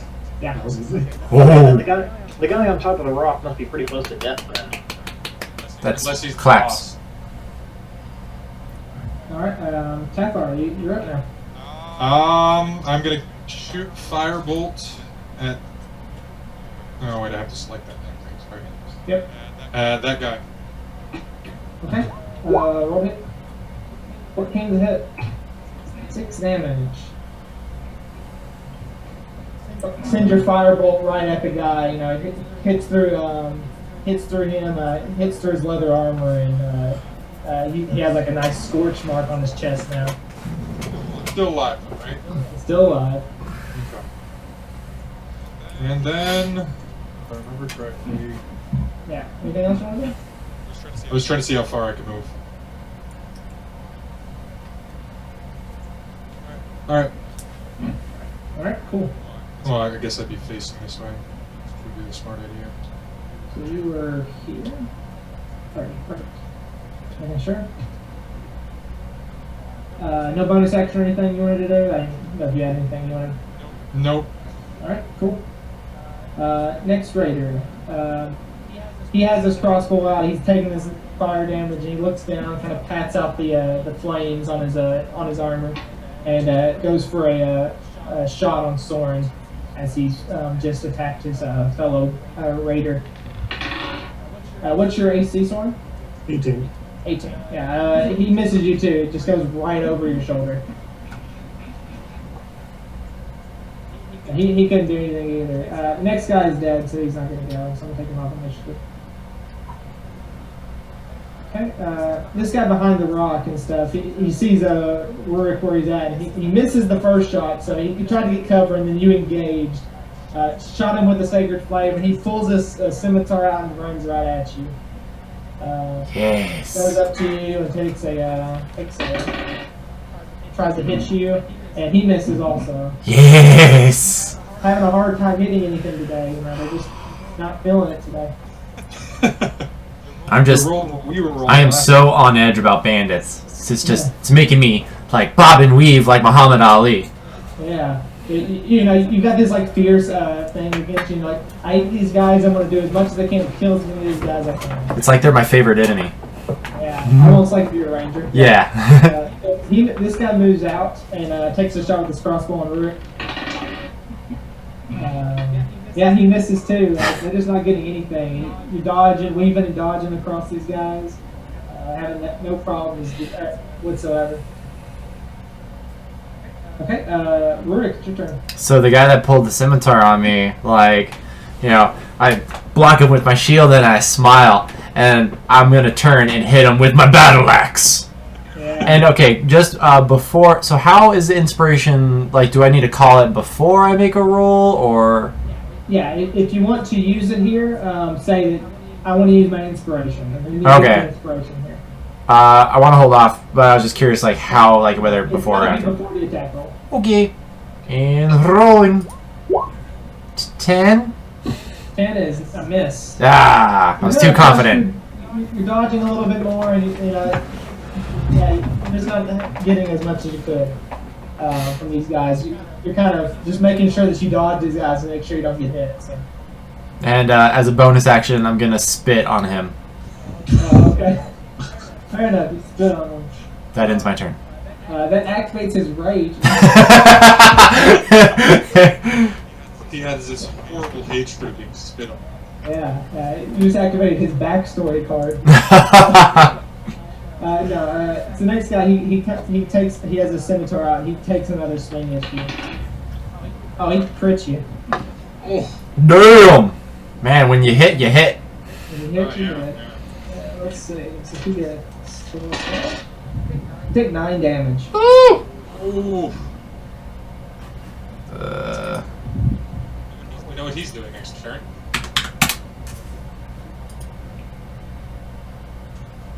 And he spits back at you. Oh, I did activate his rage. That wasn't the same guy. You spit at the guy that you Oh, okay. But he spits at you in defense of his friend. Yeah, you spit on this one, and then the other one spit on you. Yeah, alright. So this guy takes out has his crossbow out and shoots at Soren. Soren's on the other side, so he's gonna take a shot at Soren there. He misses on you. He, again, right over your shoulder. You can't quite reach him. He jumps off the rock and moves kind of back here. So he's behind cover now. He's behind cover now. Hey, Devon, you're up now. Okay, good. I'm going to move right there and shoot the guy that just hit Rurik. So you would have been able to see that exactly? Oh no, I know I wouldn't have been able to see it. I'm just. But you're going to shoot at him. Okay, making sure. 10's a miss. Your arrow sails right over his head. I was in the way. I'm just gonna move back to where I was. With the Yep. rest of my movement. Definitely can do that. Soren. Alright, move up to here, swing away.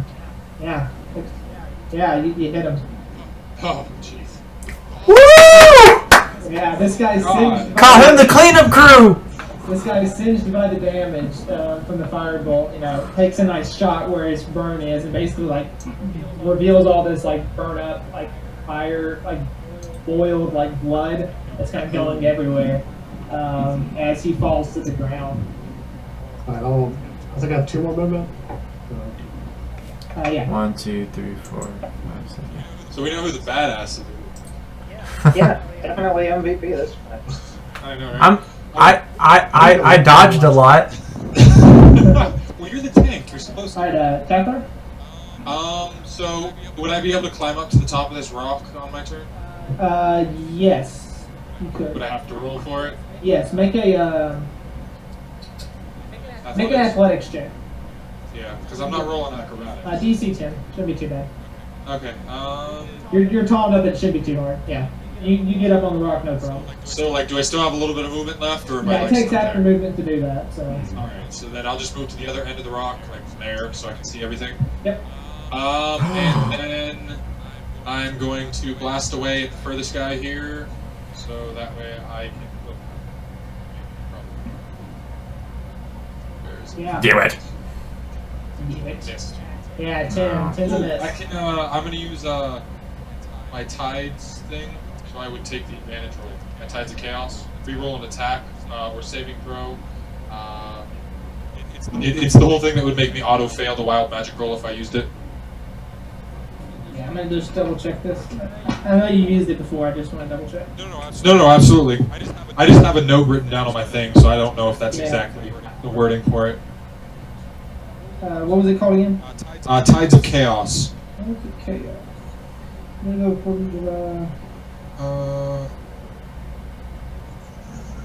Let's see. Okay, no, it's gain advantage, so I would have to do it before the you did attack. before, right? Yeah. Okay. Sorry. Rewrite that. Next time.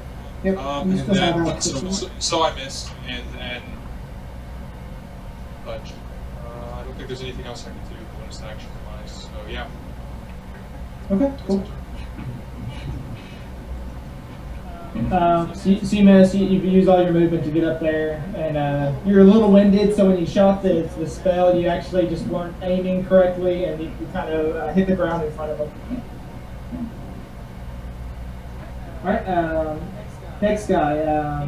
He's engaged with Rick, so he's going to attack him. Scimitar. He got spit on. He's going to try and hit you here. Miss. He's gonna miss, you know. Yes. He's blinded with rage, and that's what it is. Pull your shield up in time on this list. Next guy sees this fireball shot at him, and he looks and he like has this like fear in his eye in a sense that he sees this like this magic user, and he takes his crossbow and fires it at Tathar. Crit you. Oh man, that's like Oh, that is. Tathar's squishy. This doesn't work, guys. For It's an acid arrow, right? 10 damage. Acid I'm damage. unconscious. You drop down on top of the rock. Alright.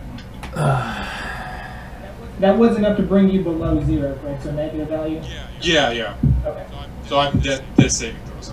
Yeah. So he does that, and then he looks at you, and then like kind of has that like, yes, I did it, kind of deal. You know, he just looks happy that he brought you down. Rook, you're up now. Okay, I'm gonna attack this guy with my battle axe. Yep. Yeah. 21. That's a hit. Yeah, you bring your axe down right on him. And he was just furious that you spit on him, and then you bring this axe down like kind of right after he takes a swing and catches him off guard, dealing massive 8 damage to this guy. But seemingly it didn't like bear down into him, so he's like seemingly fine, albeit he's really weak. Oh, he's still alive. Yeah, Shoot. Wait, wasn't that the guy that got sacred flamed earlier? it was. Yeah, And he's taking 10 damage. for 2. All right. Well, I wasn't expecting that. Anything else you want to do? Yeah, I'm gonna bonus action healing word myself. What? I see how it is. I see how it is. Yeah. You're unconscious. You don't know shit. I know. That's very true. I know, but Tathar doesn't. 10, nice. Still 10. Should have the max, I believe. That is correct. Is really word a spell or is that what you know? I got you. Yeah, that is a spell. If that was a cantrip, that'd be stupid. No, yeah. Oh my God, healing would be It's a bonus amazing. action. It's a bonus action. I didn't think the person was still dealing with that. Let's look it up. Yeah. So I have 2 heals. One is Cure Wounds, which is a action, and then Healing Word, which is a bonus action. But I'm limited in spell casting. I can only cast 1 spell per round. So Yeah. I have to, or a cantrip and a spell, because cantrips don't count. So I have to be very careful with how I do things. The one that's a cantrip is Spare the Dying, if I remember correctly. Yep, and that is prepared, but it's an action. Oh yeah, I know. Don't worry, I got you. Alright, Raider's turn. He's gonna take. He sees you kind of heal himself, and you look like you feel better, and he just kind of like looks at you and it's kind of like, ugh. And then Frustration. And he hits you. Wow. Yeah. 4, 6 damage. I'm really glad I healed myself. Yeah. Tathar would have been more useful. Come on. I'd be unconscious. Alright, so the Raider saw Soren, and so like he knows he's not going to be able to get the drop because he heard it, one of his friends like, die. So he's going to take out a scimitar and come around. I think, yeah, he can make it there, even in rough terrain. And is going to take a swing at you. He actually hits you too. I like how 3 of us went one direction. 7 damage. 7? 7 damage. 3 of us went one direction, all of them still alive. Soren went alone, 2 of them are dead. 2 of them dead. Somebody's Watch behind me, but I get to use my shield master. Yeah, alright, cool. So he dealt the damage to you, and he looks like, yeah, got the hit on him. I just had to put my cross away to do it. Alright, Jovan. Okie gonna come out from behind the boulder and shoot the guy directly in front of me. Yep. That You're was just terrible. having a hard time. You're not exactly lining up your shots fast enough, and you're kind of peeking out, so you're not getting as good of aim as you want. And yeah, flies right over his head. I'm just gonna go back.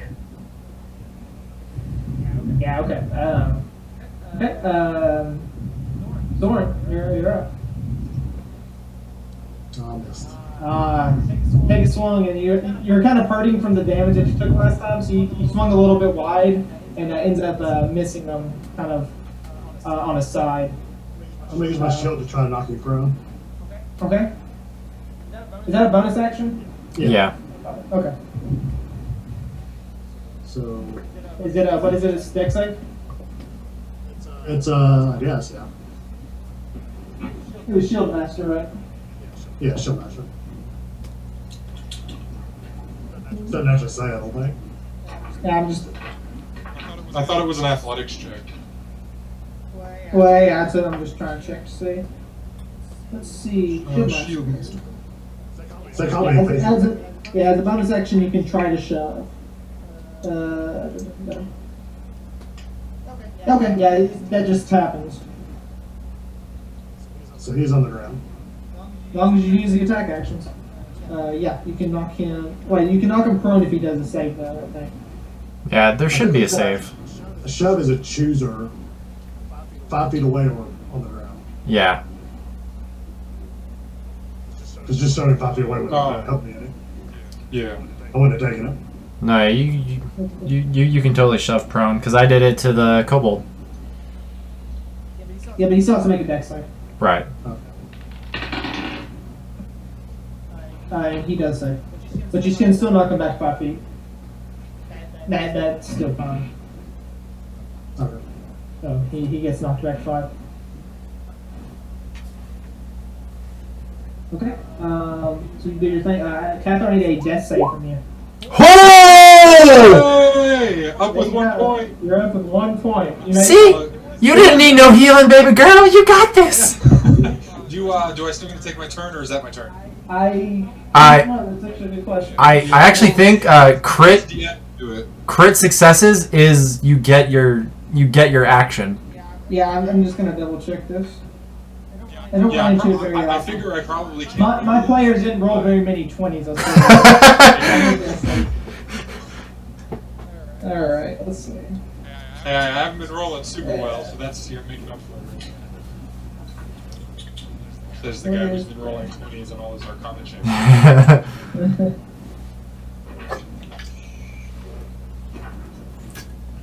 See, I just didn't understand. Rurik had a plan and everything.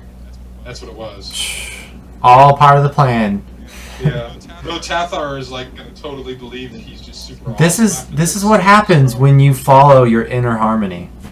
Things Yeah, you work get out. traction. Did get you traction. realize following my inner harmony means I'm gonna murder everyone? Yeah, and look at that beautiful direct line of damage you can deal. Yeah, I'm gonna attack the guy that dropped me out of the sphere of rage. Right? Woo! Yes! Back-to-back 20s when he needed it. See, And really high rolls on Hot fucking damn! it looks like a fireball as it goes on. It's just this big, huge thing of fire, and it just smokes this guy as he like has the whites in his eyes like open up on him, and then and he's like, "This is what happens when you battle mages. Yeah. This is just what happens." And when he rage, in his rage, he's just yelling obscenities and abyssal. Not draconic, it's abyssal. Gotcha. Yeah, nice. So 15 damage, this guy, boom, he's gone. Any movement or anything, or what do you want to do? Well, I would figure that, I just stood up, so that would be half my movement, so I could really only move around on the rock anyways, so. Okay, so you're just gonna stay where you're at? Yeah. Okay. Awesome. Next raider. He's going to try and continue attacking Rurik.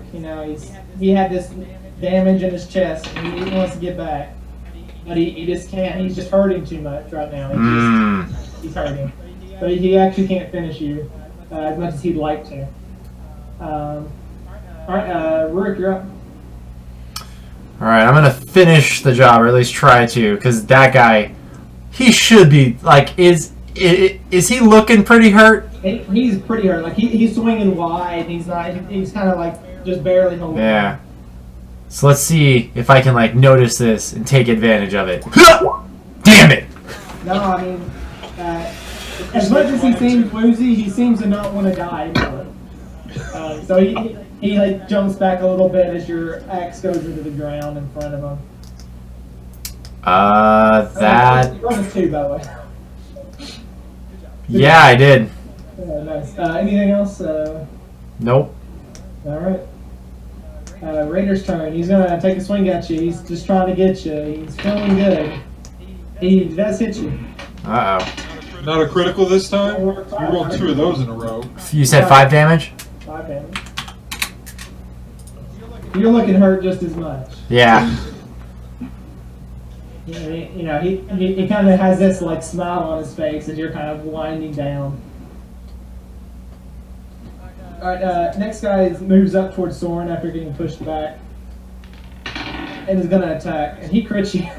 Oh my god, I'm gonna. He might roll ones. He might roll He ones. might roll ones with this scimitar. 6 damage. Yeah, Are you at 0 though, or negative? No, he's a negative.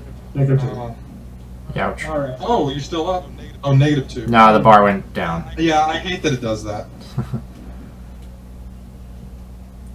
Okay. I do. You can just make it 0. Like, Yeah, Joe that's Bob. usually what I do. Is I just think. You're up. If I moved out to here, would I be able to get a good line of sight on the guy going to, on Soren? Where's you? Where? can you hold click? Okay. Let's see. Yeah, I mean you could. He's in foliage, but his head's sticking out, so it's not too bad. Okay. I'm gonna take a shot at him. Even though I have no idea what's going on with anyone else, I'm not having any luck shooting the other guy, so I'm just gonna go ahead and shoot him. Okay. 17. Yeah, that's a hit. You line up your shot. Boom! Right in the head. It falls down to the ground. Good, I actually killed one. Very nice. Yep. You still have 50 more feet and move back. Gotcha. Soren, I need you to make a death save, please. That's one fail. Mark a failure. I was like, another 20! So if you roll 1, you're dead. So, Yeah. Ooh. Yeah. Alright, you're in the Tathar. death territory. Tathar. Okay, so still blinded by his fit of rage, he's going to use Tides of Chaos to make sure that this hits, so I have advantage. Okay. And which technically means you can make me fail my wild magic save automatically if you want. And he's going to cast Chromatic Orb on the stronger of the 2 guys here. So, and yeah. Cast The one that's hitting, actually. Yeah, the one that's actually doing something from my perspective. You said you're doing chromatic orb? Yes, and I have to make an attack roll against him. It's going to be acid damage, by the way. Okay. So what should I roll? Charisma?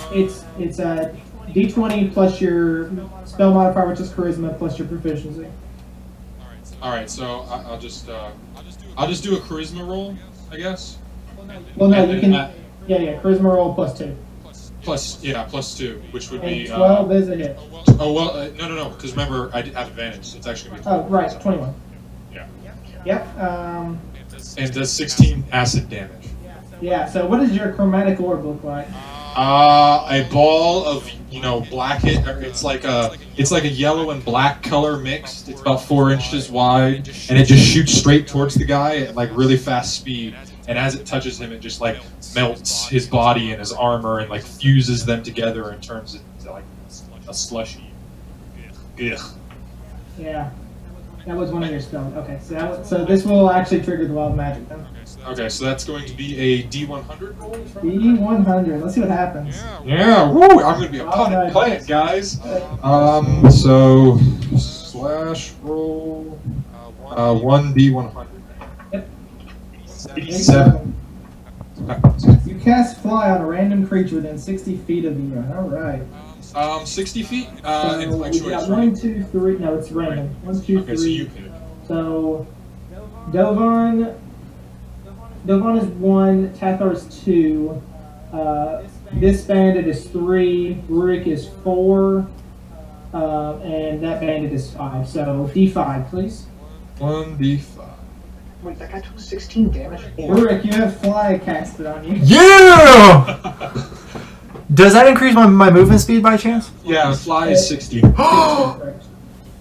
You can fly at 60. Oh! You feel this magical presence just bestowed upon you. All of a sudden, the chromatic orb, like the acid damage, kind of hits the guy, and like a little bit of that magic seems to seep upon you, and then you feel like this light, feel light. Right. And I'm pretty sure that guy's dead, right? Oh yeah, he's dead. Okay, because like we hadn't determined that yet, so. Damage later anybody. Unless he rolled max. If you rolled max HP, it would have been fine, but nobody rolled max. Oh, so you actually roll for the HP. I That do explains why they all have different hit points. Okay. Yep. That means I get my Tides of Chaos back, so. Because I get it back either after a long rest or when you make me Well, fail. when I make you fail. So. Worth it. Yes. I'll always trigger back on you. Oh yeah, and that's what I figured. I was like, oh, I can just get it back right away, you know?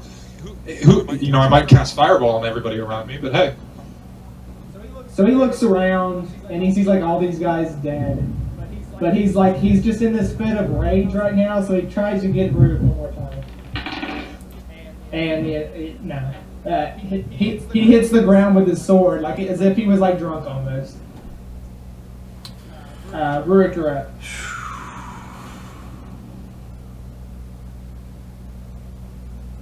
60 feet. 8. Hmm. You have the feeling of lightless fly. That face, man, I can't get over it. That's the only thing I see when you talk. How? I'm like, what the hell? How long were we traveling down the road? How long were you traveling down the road? It's been 3 days so far. Okay. How? Just. So it's about midday right now. All right. I am going to. You have 10 minutes to fly, by the way. Sweet. Is it really 2 minutes? 10 minutes. Oh, 10 minutes. Okay. I was about to say, I thought it was longer than that. Yeah, 10 minutes. All right. I'm gonna healing word Soren That was something that they for don't my really bonus. with the wild magic. Is it Actually, just- wait. First, I'm gonna attack this guy. I wanna get rid of the threat. Come on, baby. Yeah! in your fit of rage. Yeah, you just like these bandits must die. So you bring the whole cold fury of the axe down. What would be really cool is if he like jumped up, but instead he flew up like 20 feet in the air Right. and then came down with his axe and just cut him in It'd be cool, half. like you fly up a little bit and you just bury him right down. So- like you basically just guillotine this guy down in there. So if I could describe this, because this is kind of important as far as timing, I'm gonna bring it down into his head, and then because I'm flying, I'm gonna take both my feet, prop it on his shoulders, and kick off, flying 60 feet. And with my next 6 seconds, I would like to cast Spare the Dying on Soren. Okay. Gotcha. Sweet. Whoop. You are now stabilized. You can't do spare the dying. Actually, that's an action. Yeah, Well, but that's no, what I'm no, I saying. said It is with my next next 6 6 seconds. So Soren would technically have to roll a death save first. Yeah, Soren has to roll a death save. If he doesn't roll a 1, you're fine. Oh, great. Okay, so you roll a failure, but you go over and spare. But you are now stabilized, and does anyone have any med kits? No, I don't. I can check real quick. No, I have a I think we med just kit. waste any spells. Just load him in the back of the wagon and keep going. Eventually, he'll wake back up completely fine. Yeah. Yeah, it's like 1d10 hours. No, it's 1d4. 1d4, okay. And he comes back with 1 hit point if I remember He'll correctly. come back with 1 hit point, but then you can just do a long rest after that and be back at full. Right. Alright, It's kind of why I was asking about like what time or like how long we've been on the road. Yeah, I usually say they just take an extended rest, and then they'll be back at full. Okay. If it's time necessary to do the D4 thing, then that's when we'll deal with it. Okay. But it's not time necessary at the moment. All right. Well, loot the bodies. Okay, Loot the so bodies. there's one thing I wanted to check. The wild magic kind of notes it, but doesn't at the same time. Technically, it's not me particularly concentrating on anything, so his fly does not count as a concentration for me, right? Correct. Okay. Yeah. That's what I wanted to make sure. Like, I don't want to do that in the future, and then, Right. have him just fall out of the sky because It's I basically the magic from the spell, like, trickled off and dealt an adverse effect on it. Okay. So I'm gonna be flying and looting the bodies. Particularly these 3, the ones up here. This guy, I get to loot him because I'm the one who killed him. I'm gonna make sure to do And, that. so, still in my fit of rage, I'm gonna jump off the rock and immediately start eating the guy closest to me. Because I'm really hungry and I've kind of gone like feral at this point. So I'm gonna make sure that the gnomes don't see him doing this. Sure. So how do you want to loot the bodies? I know Dovon wanted a specific one. I want the one that I killed. I want or I guess that one and that one first off, because Dovon's just gonna run straight for this one. So I'm like, all right, you get that. I'm just going to, loot the ones closest to me as I'm, smeared in blood from having ripped this guy's throat at and eating it, so. Okay. I mean, if someone wants to stop me, they're more than welcome to try. So. No, Oh. go ahead and you do you, buddy. I would like to look around my surroundings and make sure that the threats are gone. Oh yeah, perception check. Yeah, you find nothing. Nothing Okay. to be around. You don't see any rustling or any extra people. Gotcha. It seemed to be the whole group. All right, so we're safe. Soren is resting peacefully. Yeah, Soren, you're back at 0 exactly. And what do we find? Okay, so Dovon, you find in that specific person, you find 2 gold. Rick and those 2, you find 8 gold. Wow. Tather, did you read the rest of the 3? He's eating. Just the 3 closest to me. I mean, I'm eating and looting at the same time, Okay. So now you're like, I'm like chewing on his neck while my hands are going through all his pockets and stuff like that. And while he's doing the rest of that, I'd like to pick up Soren and glide toward the wagon and like lay him in a nice spot so he can wake up safe. Athletics to see if he doesn't drop him along. I fireman carry him. It's very hard to drop. I see. Tathar, you find 45 gold. Tathar's not sharing. Well, I mean, you can ask him if you feel like. So 45 gold. It's not any platinum. It's an actual gold, right? Actual gold. Okay, just making sure. You guys all carry gold.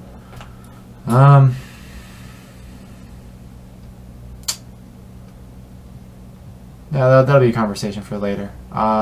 So while we kind of rest or recuperate, would you say coming up is a short rest or a long rest? You can take a short rest right now, and then wait before you guys deal with the tree problem that you guys are having to deal with. Yeah, I'd like to take a short rest. Yeah, short rest. Get a couple hit points back. We can roll I'm up. Any number of hit dice? Right? Wow, I needed that Any exactly. number. Any number, yeah. You have only one, so if you want to roll it, that's roll it. Yeah. And Get it back after a long rest. So 6 hit points, which puts me at 7. Yep. Well, I don't have my characters, so like you would have to do it for me. well, you just do it in your character sheet. Yep. Oh, I didn't. I forgot that those were attached. Yep. And you The can do. token takes it directly from the sheet. That's why it always auto updates it. I didn't realize that. That's my bad. Yep. So I'm holding on to my one spell just in case something happens. Yeah, fair enough. I've still got one left. Rourke, does that put you back in full? Yes, I am at full. I rolled perfectly to top me off. Gotcha. Yeah, dove on after last time. You went down last time, so you didn't want to get hit at all this time. I can imagine. Okay. So you guys take a little bit of time to rest, and the gnomes kind of look at you guys and say, "Those are the raiders. All of them? And we're all Baradun raiders. They're common around these parts. They've been becoming more common these days." Would you like to take their weapons and armor, maybe to sell them, and give us kind of just like oh, that's right, I could do that. give us a portion of the profits, and give us a portion of the profits? He's already ran off to go do that after you said that. We want our cut. Yeah. So I'm assuming only one of the gnomes ran off to do that. Yeah, the man. So I mentioned that if they have any, if they find any armor that's partially damaged, then I can fix it for them for a price. Oh, Paid up front. as Well, a they're wearing leather armor, so leather armor isn't necessarily a trade. So they as do take the scimitars and then the crossbows. So. Yeah, but I'm just saying, because I technically have mending, so I can repair, up to a foot by foot. I'm gonna ask Senti if she has any med kits or healing potions or something so that we can revive our friend Soren. No waste any medkits or healing potions on him. He'll Well, be we're fine not in a wasting few hours. ours, we're wasting theirs. Right, we don't have to buy it. Yeah, good point. Fortunately, we don't actually trade with that kind of stuff. Those are hard to find. Vicks Vapor Rub. Nothing. Okay, all right. Like smelling salts, something to like. Yeah. Oh well, we'll just go slap him a few times. Yeah, I mean, he'll wake up after like about a half a day, so Yeah. with full HP too. So, Okay. All right. did y'all guys deal with the tree problem now? You did take the time to move it. Um, Three of you guys, you can move it. I'm gonna. I mean, yeah, we're decently strong. I mean, Yeah. Rurik could just. Yeah, just roll an athletics check, all three of you, Okay. and combined, just roll 25 combined. Well, Rick basically doesn't. Oh, great dwarven strength! Yeah, Rick. You helped too.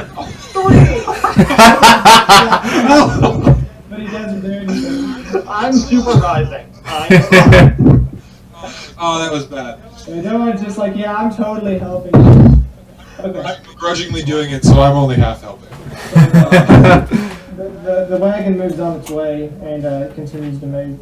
Let's take our halfway break. All right. Cool. Alright, I'm gonna try and fix my webcam. Yeah.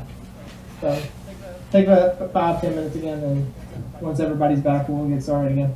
Use any of the main source books, so like the Adventurer's Guide, Bolos, all that stuff to make a new character, right? Absolutely. Cool. Okay. So then I already have a second character already all planned out. Should that horrible thing happen? That horrible thing could happen at any point in time.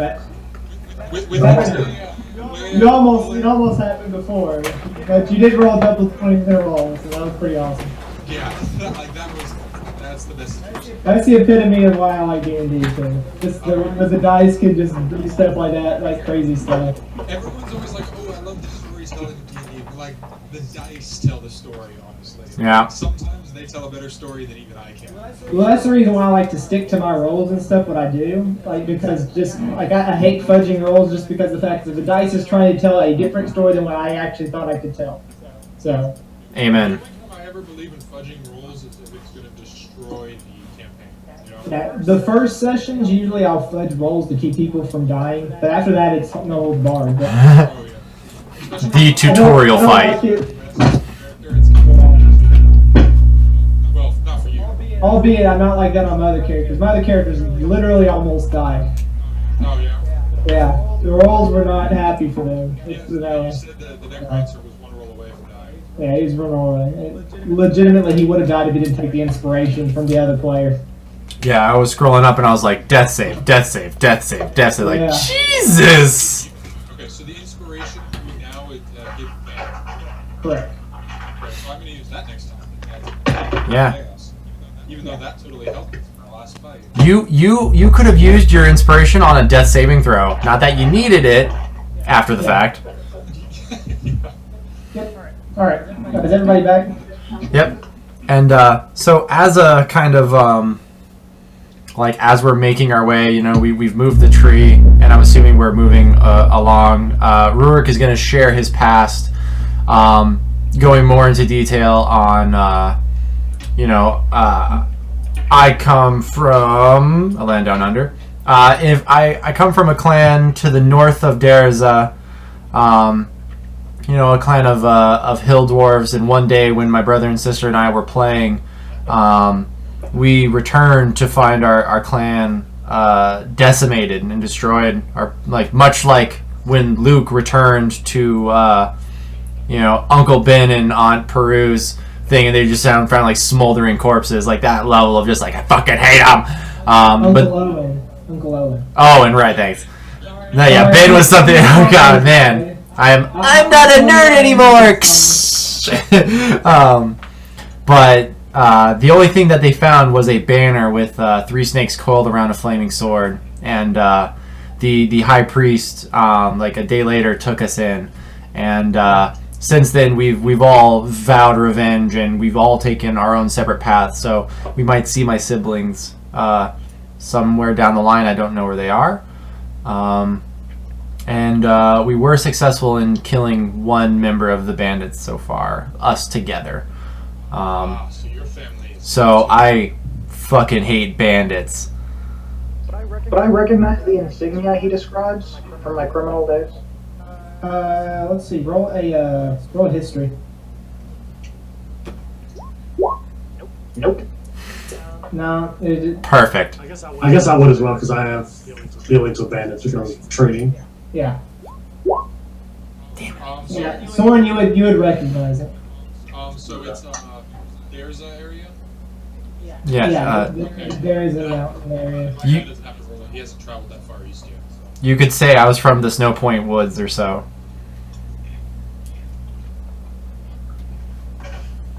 Yeah, Soren would recognize Right. the sigil that he's heard. So my personal struggle is finding inner harmony, knowing that the people who killed my family and clan are still alive. So the priest saved us, right? You know, he took us in and taught us the teachings of inner harmony, and we've took it our own different ways, but deep down, it's not going to be over until vengeance has been found. Yeah. So that's kind of where I'm making the whole... I started off as chaotic neutral, but then with the helpings of the high priest, I became a little bit good. That kind of middle-ish thing. So, like, I'm still, like, this is what I want, but I try and be nice. Yeah. Okay, So, cool. that's my story. You divulged a little bit. Yeah. So, I guess you divulged this when Soren is awake and everything too, right? So Hopefully. Or do you... Yeah, okay. Somewhere along the way. Tathar says, "Oh, so your family and clan are dead as well." Well, I do have my brother and sister. Since everyone's bonding over dead parents, I probably should mention that I'm planning on killing my parents whenever I find them. Ooh, I could help you with it. Yes. As long Why? as I get the killing blow, you can help all you want. He does have a Why? lot of issues. Who has a lot of issues? I say just to know one in particular. Oh, okay. Yeah, no, but yeah, no. So Tathar just makes it apparent that he is willing to help Dovan kill his family should the need arise, for some sort of compensation, of course. And Rurik inquires why. They abandoned me in Endgame. They were farmers, but when the Fourth Era ended, they converted to the Church of Inner Harmony, and their Inner Harmony did not include a child. Oh! Is that why you hate Rurik? Yes, pretty much. Yeah. Oh! I'm asking this out of character, not actually.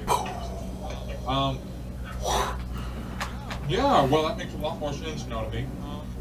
So remember my face from before? It's just awkward. You're gonna sit there and smile and chuckle to himself over this situation that's brewing between the two of them. No. I love that we've inexplicably made all these characters that are just like so easily tied together. All three of us have, horrible families or families. Lucky Soren. Soren's the only normal person in our group. I mean, I had a very nice childhood. We were curious. Yeah. So it's like, I bet I shouldn't mention probably my childhood. Don't make people mad. Tathar wouldn't care. He'd just be like, oh, well. Like, hey Soren, we're all sharing. What's your story? Tathar had a good childhood. He just didn't end his relationships very well. As I'm sure Chris already knows, having read the bio. Which I like. I really like it. Though, I left it a little open. I like it when that happens. That actually did it. What? I look forward to divulging a little bit of that, so we're gonna have some fun with that one. Okay, so you guys are traveling and stuff. I need you guys to pick one person among yourselves. For what? To roll a roll. Who wants to be the tribute? I will use inspiration. Wait, I have Let's inspiration. use inspiration on this roll. Damn it! I get bonuses to everything, so maybe I should. No bonuses will be applied to this roll, just so you know. Tathar is Who awesome. has the Maybe I highest should. health? Who's rolled the best? Tathar. Who has Yeah. the highest health? Who has the highest what? Health. The healer. 14. Soren does. I have 14. I got shit stats. The healer has the highest health. No, Maybe we should send Rurik Healer tank damage. yeah. to be our sacrificial lamb here to find out what's happening. I will gladly roll. All right, roll a D100, please. Oh, well, I can. Thank you. 42! The universe has been answered! Oh! Well done. This guy did eat first. Galaxy? Best movie. Galaxy? Second best movie ever. Okay, you guys are traveling along, and you guys are about the halfway point. So you guys are probably about right here now, or right here. So this is after a long rest? Yeah, this is after a long rest. It's time in the morning. Thank you. You guys are starting to go out. You guys have kind of taken refuge in a small alcove of trees. It has a small little broken down tower in the area. Just enough for just a little bit of shade that you guys can just sit under and So we've had a long sleep rest, there. right? Yeah. Okay, a broken down tower. Yeah. I would like to use my stone cunning on it. Stone cutting. Well, is it made out of stone? It is made out of stone. Okay, I would like to. So when history checking stone, I am proficient and get double proficiency bonus. So, All right. which would be history plus. So whatever I roll plus 4. Gotcha. 9. 9. Excellent. Tell me what I know. Basically, this is basically a military watchtower, broken down military watchtower. Back in the third era, I think it was third. No, it was the fourth era.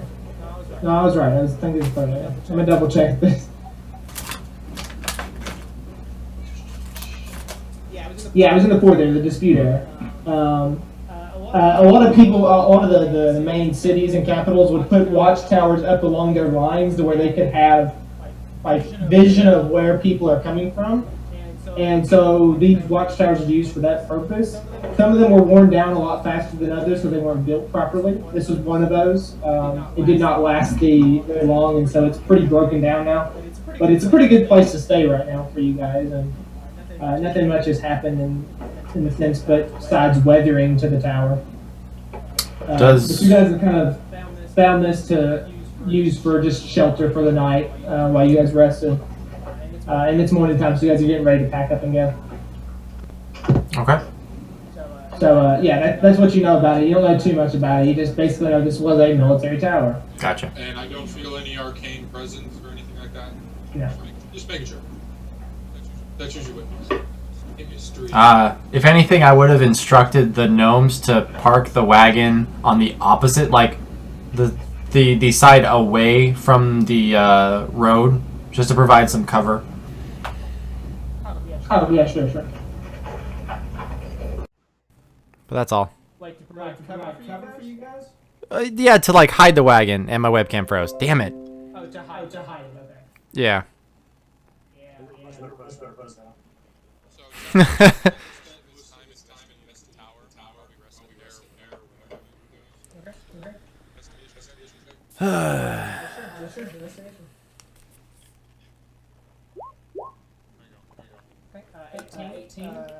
So you look around, just checking for things and make sure that nothing's out of the ordinary. And yeah, it seems weathered down pretty well. The stone stuff seems to be recently made, so it's like within the past 100 years.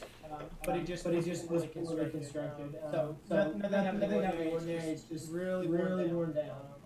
The people who made it were probably bad at their job was. So not dwarves. Not dwarves, correct. I mean, it's in Bayless, so Bayless aren't known for their craftsmanship. Probably a little bit of a good time to tell you a little bit about your culture and stuff. Bayless is definitely not known for its it is known for its art. A lot of people come as like inspiration. It's probably one of those beautiful places in all of the areas that just looks nice areas where you have trees, where you have the lake is a really nice art spot. Lots of nice landscapes around the area. It's not this like feeling of calmness about Bayless. Cartographers, painters, sculptors, all those kind of people like to work in Bayless. They get the most inspiration from Bayless. So it's actually known as the cultural capital of Autaria. Washington is. So yeah. Nice. You see lots of artists once you guys hit the cities and stuff. You see lots of artists, guilds and stuff. Photographers, sculptors, you'll be sitting on those kind of things. Inside the buildings and stuff. So artwork, actual statues and stuff area that are nice and not worn down. But they're not known for their craftsmanship area. So. Okay. I guess I spend mostly time cleaning myself with my tongue and my ass. Gotcha. Okay. Anybody else see anything before you guys head out? No. Nope. Alright, I need everybody make perception checks. Ooh, yay, we're gonna get murdered. Crap. Everybody healed fully, by the way. Oh, okay. Right, yeah, it was a long rest, so get our spells back. Yep. Everything is back. Alright, Tathar and Soren, you guys hear rustling in the far away towards the road area. But towards the you guys are actually in the forest area, kind of inside the forest area. But you guys are outside the road kind of deal. So like 60 layers. Yeah. But you're hearing rustling in the trees. Okay. In the tree line. Yeah. I'm gonna use message like alert everybody. Let them know that like I'll do it for each person visually. So like 10 seconds, something like that. And you said this is the morning, correct? This is morning. Just just say something like be on your guard. I heard something. All right. Of course, sword. I don't know. You gonna raise my belt? Yep. I ready myself, but I try and move as little as possible so not to make any noise. So you guys outside the tower remain inside the tower for now. When it's ready, I'm okay with going out. Yeah, I imagined I was outside like I was picturing outside. So. helping the wagon or whatever. Yeah. Yeah, so outside, I guess. So everybody reaches outside, and you guys are kind of looking outside. And I need you guys to start initiative roll because you see three panthers crawl out of the forest. Can we get our tokens? Oh, I need a token. Yeah, come bring you guys there. I always roll it. Like, oh yeah, I don't go on the bar. So I gotta re-roll and then 15 is my number, right? Yeah. Yeah, I'm glad I'm 15. So the for future reference, inspiration not used or Correct. Cannot be used. it's not letting me change. There we go. Hey, I'm not That is not it. That's probably what. So you went from this really like excited, like creepy face, like this really Pensive face. I'm like, Hey, it's a DM thing, man. constantly strategizing. And then you come back over to the same thing. Frozen. I might get a new webcam. See if it's the actual. I mean, the camera's like 6 years old, so That might be it. yeah. 6? Really? It's been that long? Shit. Sorry. Apparently I didn't have these guys signed in. The Panthers. Yeah. Okay. So it's gonna take just a second. You could do like something else. Just know it's a panther, right? I honestly don't care. No, it's not that. It's like they won't attach to the finish the words on the video. There we go. Oh, okay. Alrighty. Let's roll their initiative.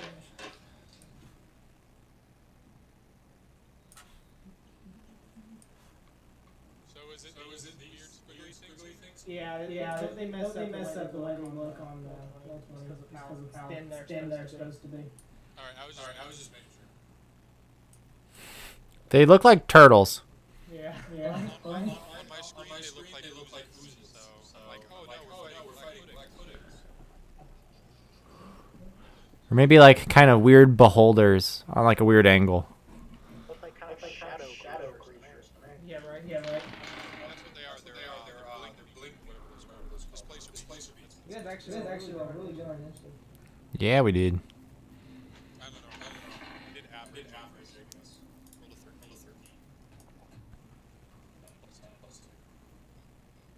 a 13. I rolled an 11 plus 2. Okay. Soren, you will start this. Go. You're We'll stand my ground and dodge. dodge action. Excellent. Okay. Cathar. Wow, I made the call. We literally are 60 tree line. Let's go.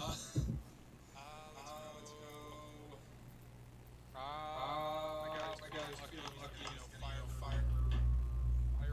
bolts.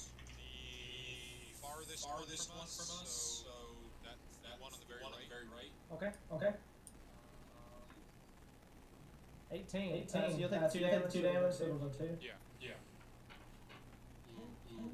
I should have used inspiration. Right. I mean, I can use inspiration on my Sacred Flame, which does nothing. I feel like it should allow you to reroll your damage better of the two. Yeah, maybe. You can use it on checks as well. That's comes out. Like to impose disadvantage. Chaos, literally. Alright, anything else, Cathar? I'm probably going to take a couple steps back to just to where I can. I'm behind the wall, but I can see out. Gotcha. And just to give myself more cover. Even though I know they're melee creatures, panthers. They pull out longbows. That would be terrifying. Where Shadow Panthers? Okay. The next panther is going to pounce. So he's going to charge up Soren with the dodge action. We'll take disadvantage on this roll. But he's going to get two attacks. He's going to get a claw attack with his normal action, and he's going to get a bite attack as a bonus action. He's going to get both the disadvantage. AC is 18. He misses the first one. That's his claw, and then he's going to go for a bite on you right afterwards. And critically fails. But he's okay. Nothing bad happens. He's just sitting there. Growling at you as you would not topple over for him. Okay. Rook, you're up. I'm gonna move up Alright. and a swing attack. Take a swing. 18. 18, that's a hit. Nice. 8 damage.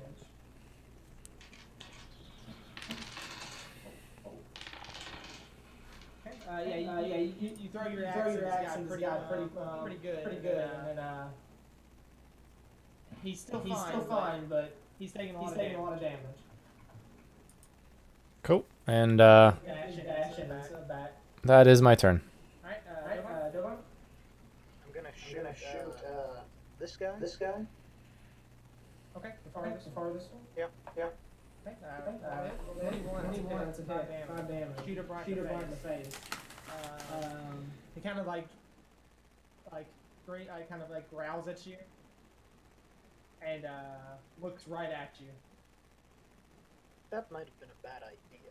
And he's gonna charge right at you. Well, As long as he can make it to you. He can make it to you. Well, I was going to move behind the Donovan wall. could still have moved. Oh, right, you can. At that point, he won't be able to make it. Yeah. So he's gonna actually charge at Rook. Alright. He's going to also make a claw into a bite attack. And I was not supposed to roll with disadvantage. But he misses. And he's going to bite you right after clawing you. This one hits though. For bite damage. For 4 damage. Okay. Next one is going to charge right at Soren, and you're still taking the dodge action, so he's going to. And he's gonna crit you because you rolled double 20s. Oh, man, you trying to kill us today. That is nuts. Hey, I don't jurisdiction rules. When it's disadvantage, you're gonna roll 20 most of the time. That's 2 20s, man. So this was a call. This is the least lethal one. Shouldn't die off this. It's okay. Pretty good. 9 damage.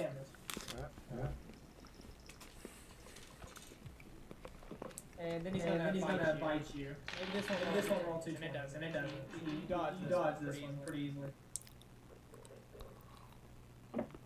Okay. Back to Soren. I almost took a win. Which I should have done. I forgot. Okay, second win. Should heal D10 plus your 5 level, so D10 plus 1. Yeah.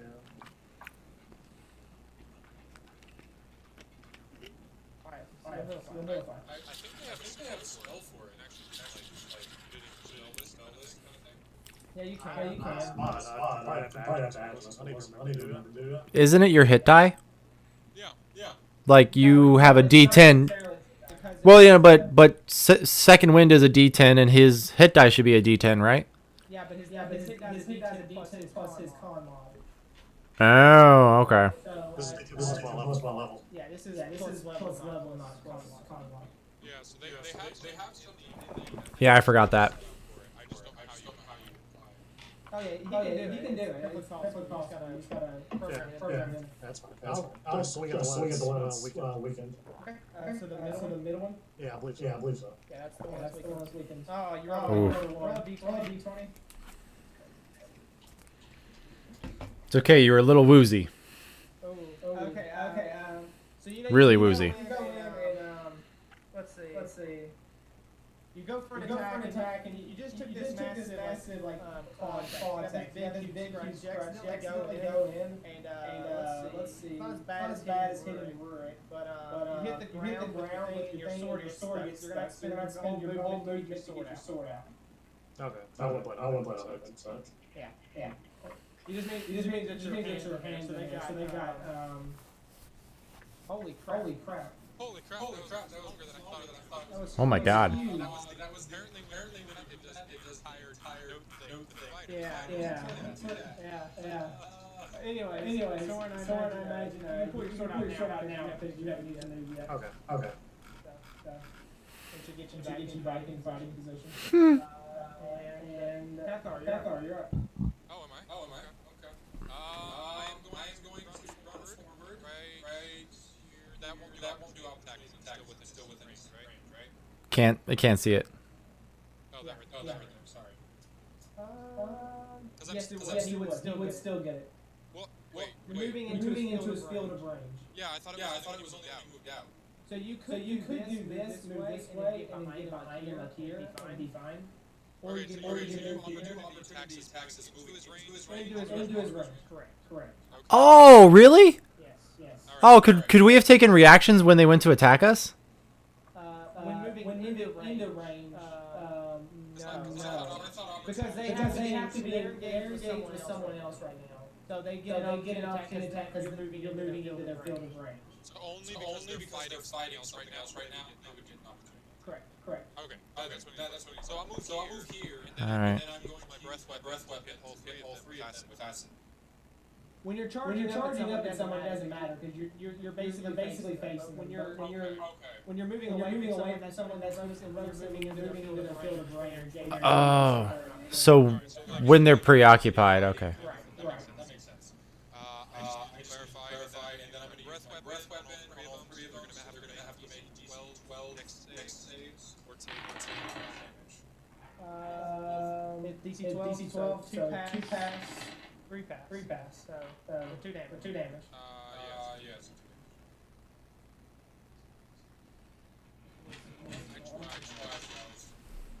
No, that was good. It's definitely worth. They're Panthers. And if I remember correctly, that's an action. So I want to action left. How far did I?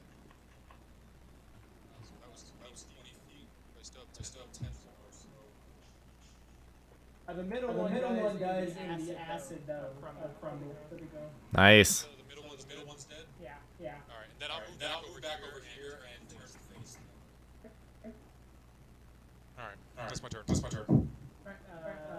That Panther's actually gone, so we'll jump right to Rook. Nice. Okay. I'm going to attack that one with my axe. Do it. 13? That is a hit. Nice. 10 damage, please. Lay in on this guy and you slice his head open. Woo! Starts pouring out. And that's all I can do. Okay. Dovan? One left. Going to come out, just pretty much shoot it. Really nothing gonna happen here. 12, that's a hit. 6 damage. Right into his temple. Takes a shot. Still kind of shrugs it off. And looks kind of mad, but he can't actually disengage with someone yet. So this guy goes off initiative and Panthers next. Did you want to move or anything? Oh yeah, I was gonna. Okay. So Panther is now going to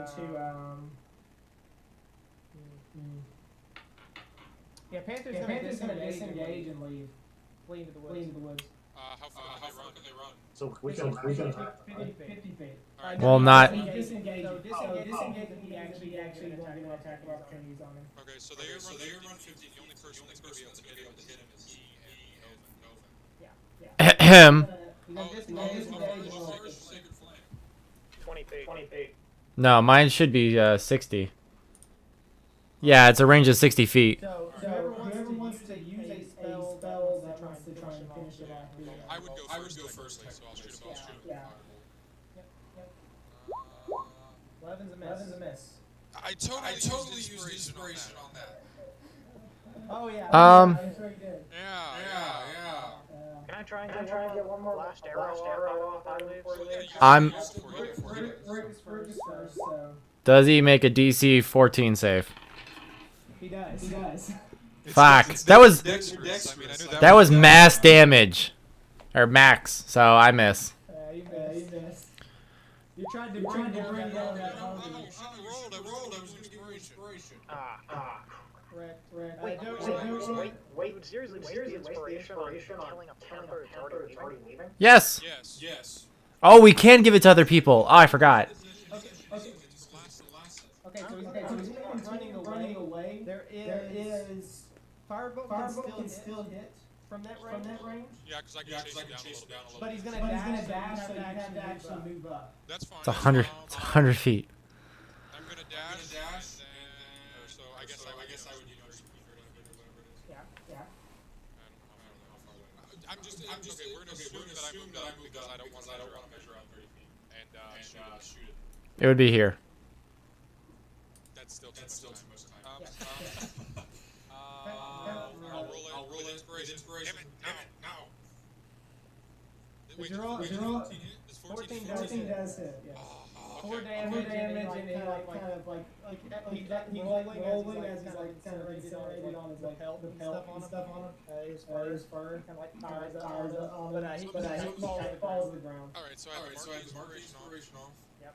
Just turn it off. And then I'm assuming you probably can't get anything. Their pelts, acid. Not all. I know. They all get hit. Oh yeah, but they shrug it off. Yeah, but I mean, they still got acid, so it's like their pelts probably not worth much. Yeah, it's fine. Can we salvage any of the meat from them? Could, but it'd just be good enough to eat for yourselves. Yeah, and two of them got set on fire. Oh yeah, speaking of which, you travel 5 days and you mark off rations, don't we? Correct. Alright, so we traveled 5 or 6 days. A full 5 days. This is your 6th day. Alright, well then Tathar is totally probably I don't have any way of preserving it. So he's gonna take at least a pound of meat for today. That way he can eat today's ration. Devon is also going to do that. I'm not gonna put it on my inventory. Yeah. I'm not gonna put it on my inventory because I'm assuming I'm gonna eat it today. Sure. That's Alrighty. How's it taste? Yeah, pretty good actually. Just under the right heat. You want to cook it? If not, still just as good. The acid, a little tingling sensation in your mouth as you eat it. A little bit of spice.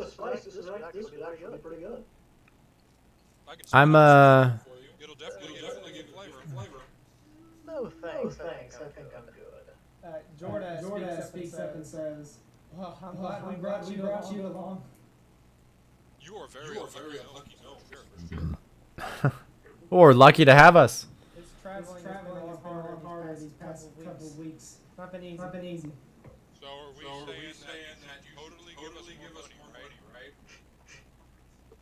I think we agreed upon 2 gold a day. Yeah. That is perfectly fine. That is perfectly fine. Did they plan on getting suspected attacking by 8 bandits, 3 panthers, and honestly, if it weren't for us, Well, food right now. but that's the point of bodyguards. Also, we were leaving anyway, so we could have to give us things regardless. They're not going to pay for it. So count yourself lucky. That is that is the point of bodyguards, my friend. We accepted all risk when we accepted their deal to be their bodyguards. I'm sorry, but this is Tathar. I can't do this. I'm sorry. I'm speaking to you as Rurik. Like that doesn't, like, that's what the agreement was. Maybe next time you should. Okay, let's see if Rurik can sway Tathar to step down. Because honestly, that's the only reason he would. No. Okay, what do I got to roll? I don't know. Persuasion versus. I don't think there's Wisdom? Beat a 10. Yeah! Okay. So Tathar very angry, just barely. Right on the edge of getting mad. Decides to let it go. Nice. But now I'm kind of speaks up and says, "You listen to your friends now." Don't push it. No. Tathar walks away. All right, let's get on our way. You guys continue to go through that woods. I hate this character already. Would for the purposes of this, like, do we benefit from a short, long rest? Did you want a short rest during the day? Yeah, I would like to use a hit die. Basically, once we get on our way, I'm gonna sit on the wagon and just kind of relax. Sure. Yeah. Anybody wants to take a short rest time besides Tathar? Because you can't sit on the wagon. Well, I mean, I don't need it. Yeah, you're right. Okay, we're Bill Max, so. Yep. Sit on the horses, assuming they can carry 3 things in a cart. I think before we drink. Or we can hire me and just drag me. I mean, my scales are pretty tough, so like drag me on the ground. Yeah, but your clothes might get screwed up. That's not an issue. Well, depending on how much your clothes are destroyed. I have an extra pair. I'm assuming that this dialogue is happening as we're walking or riding. Oh yeah. It's definitely not happening while you're walking. I have an extra pair. I'm just listening to the back and forth. Okay. Does anybody engage at all during the journey? No, Tathar's upset, so he's not going to talk to him. Fair enough. I would talk to the Gnomish. Right, and seeing Soren do his thing, I'm just relaxing. Some kind of food that they'd be selling. No, they sell like actual trinkets and stuff like that. Never mind then. Valuable things like that. Not the other stuff. Wait, while Soren's distracted, can I try and take the most valuable thing I can see within reach that would be easiest to get? Sure. Be a one of those small like rock boxes. Looks to be the most expensive thing. Yeah, you can Do I see him doing this? I don't know. We'll see in a second. Damn it. Can I roll perception to see if I see him doing this? No, I need to roll stealth, then you can roll perception. Okay. Oh. I'm doing this thing. Alright, I'm totally gonna use Tides of Chaos for this to get check rolls. Do I take advantage for this? Don't. Did you use your inspiration? Yeah. Okay. I used it to kill the panther. Oh, okay. Yeah, using tides here. So perception. Darn it. Okay. So the next time I cast a level spell or higher, you force me. Is that just today? I get it every long rest or whatever you force me to fail. That's when I get it back. I know, but does the time force you to fail from now on? Any point until I get it back. Until you get it back. So until a long rest. So I can't just throw it at you like a week later. Oh no, sadly. That was the stuff I really wanted to know. But it's All the times you cast it, you actually give him the time. When you forgot. But honestly, Oh. I'm a person that's good a lot because as long as you fail, I get advantage on that. Right. And it's advantage for any check, a saving throw, or an attack. And it made me fly.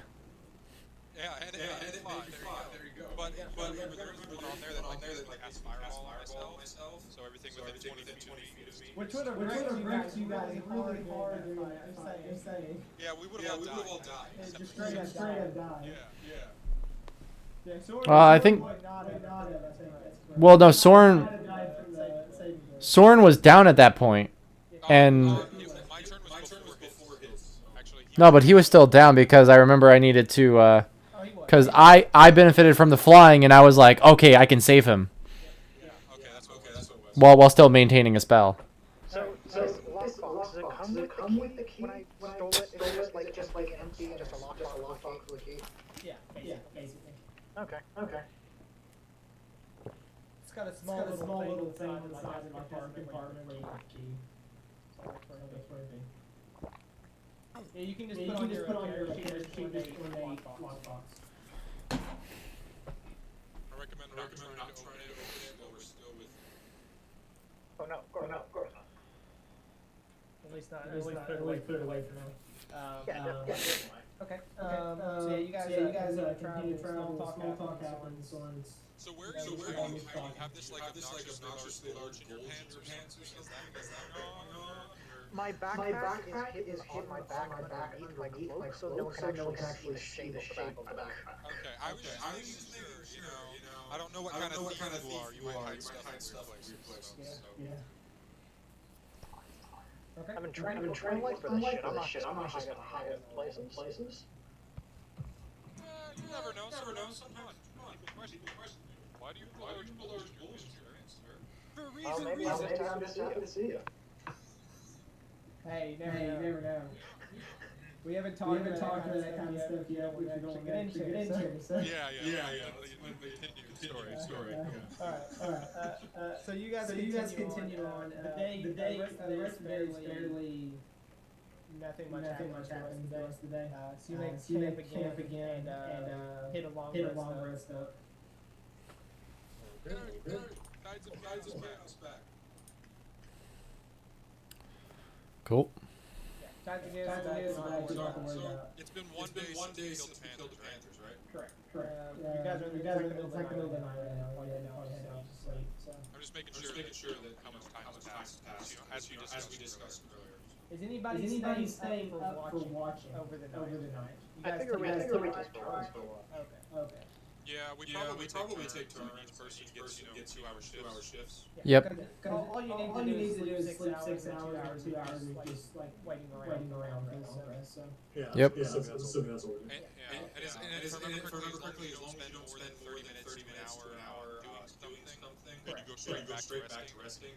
Yeah, correct. And Rourke will take first shift just for fun. It'd probably be best for you to take the middle shift, dark vision. Okay, I'm assuming we strategize. Yeah. I figure it's like You know what? Second to last. So third. So our campfire light has dimmed, and it's not quite the morning sun has risen. It's that perfect dark time. So I'll take third. And then Joven should probably do the second shift because he also has dark vision. Yeah. Soren, it doesn't really matter which takes which shift first or fourth. Right. While on my watch, while everyone's open up the lockbox. Okay. Lockbox and nothing yet. Okay. I mean, it's obviously a sellable artifact where people will put whatever they want to put in the lockbox. So it's like a fancy jewelry box. Yeah. I'm just trying to picture the size. Okay, then I stick a whole bunch of random trinkets in my backpack. I stick them all in the lockbox in order to keep them contained more. Saves a bit more room in my backpack. Okay. Cool. Totally fine. Okay. So you guys are kind of sleeping in the middle of the night, and I need a check from Govan, perception check. Oh crap! With disadvantage fiddling with his lockbox? No. Well, it's gonna suck anyway. I have negative 2. Oh really? Oh my god. I have negative 2 on wisdom. Okay, so Govan is completely oblivious to what's happening around. You guys actually jumped by 18 different bases. I'm just kidding. No, you guys are fine. Nothing happens. Okay. I just like to mess around with my party sometimes in the middle of the night. I was hoping when you said Get them all worked up. Sometimes I can throw stuff at you, but this time I was hoping when you said 18, you were gonna say it with like kittens or fleas or something tiny. Yeah. 18 dragons. No. Alright. Yeah, shoot the dragons. So you guys wake up in the middle of the day and continue to go. The rest of the journey is relatively light, so we'll speed up. You guys can rush all your dice and everything. So can I spend some of our watches for the next few days studying the arcane page that I got? So I need you to roll three checks. Okay. For this page. I need you to roll a first an arcane check. Arcane check. Not good. Okay, well you didn't pass that, so we can't go any further. Okay, so next time I want to check arcane. So you can do this every night if you want to. Okay, so Three days. Yeah, three more. So you get two more checks on the arcane. So on the second one, I'm gonna use my Tides of Chaos to give me advantage. Okay. That didn't need it. I haven't seen it coming yet. Hold up. Yeah, we haven't seen it yet. Oh, it's 20 and a 7. Yeah, it's just taking a while. I'll take your roll. There it is. Oh, not a natural. Okay. 20 will get you. Now I need you to make a history check. All right, I've already. I will give him my inspiration. I will give him. While I'm on watch, you can't give me inspiration. Sleep. Oh, I thought it was like out of. Okay, sure. He can give you. Okay, so you do it that way. It's a character given thing. Yeah. So Okay. mark inspiration for it and you get advantage on Done. history. That's good enough. I needed that. Thank you. Mm-hmm. And then what's the last one? Last one.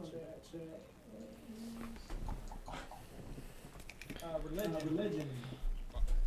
Ruh-roh. Can I wake up Rurik and have him help me? No. Like use me as a reference. What is this about again? That's it.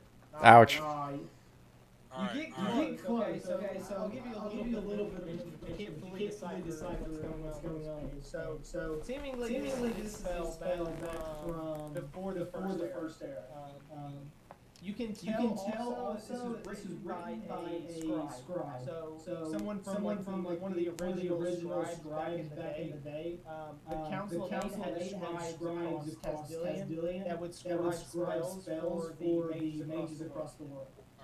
So what would basically happen was the scribe would be the person that put the arcane magic into. So they're kind of magical themselves.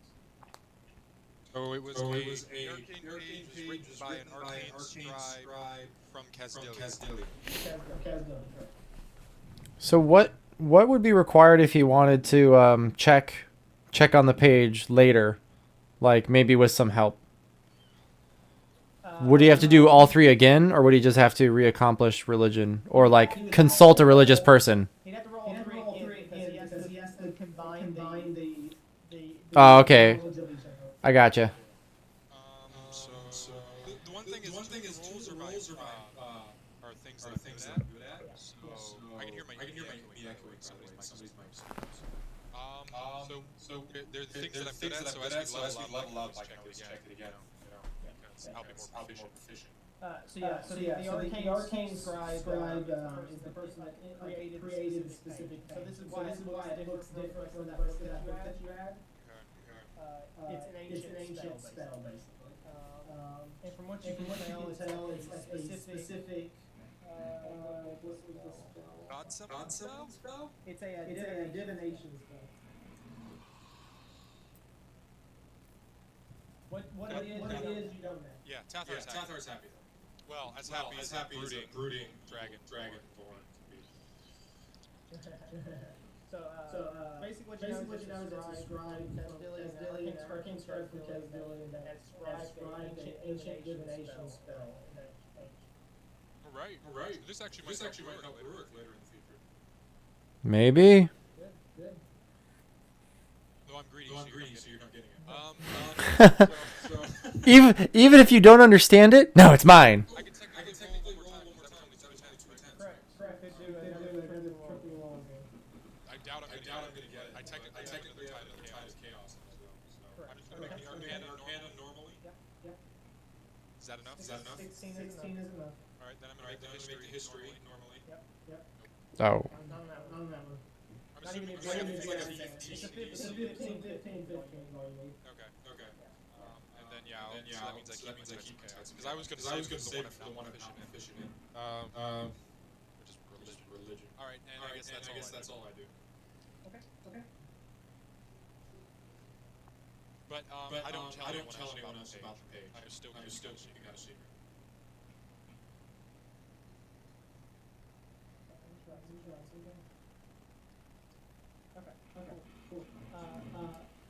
that during your day. Who else wants to do something over the next couple days so we can kind of I'm gonna ask the gnomes if they know anything about the bandit clan with 3 snakes around a flaming sword. Okay. George comes up to you and says, George comes up to you and says, no, never heard of him. Okay. We've only heard of the Americans around here. They're more prevalent in this area. Gotcha. Is that all you asked? Yep, that's it. So you spend 3 days asking questions. I spend one day, and then it's just like And then relax for the day. I don't really care about anything else. Okay. Dogon or Sora, do you guys want to do something specific over the next 2 days? I can't believe that. I can't think of anyone to do one day. Okay. Yeah, just like sharpen my daggers. Sure. Just do something in your off time. I also spend some of my time repeating the crystal balls we have to keep. You know, I got my joke there. Yeah, absolutely. Well, that's the thing. That's the character saw you doing it. So he's like, "This must do something." And then he found that his acid tongue doesn't melt it, so it keeps it clean. That's what he does. Okay. Do you guys travel your team to make sure Ryan was on off the next 4 days? Took a day or anchor me Okay. for more rations to come off your sheet. Oh, darn. I only have one left. Jeez, it took us 10 days. Took the longer route, not the short route. I don't have any weight on me. Holy crap. Yeah. They take quite a bit of weight. So. I went from 70 to 52.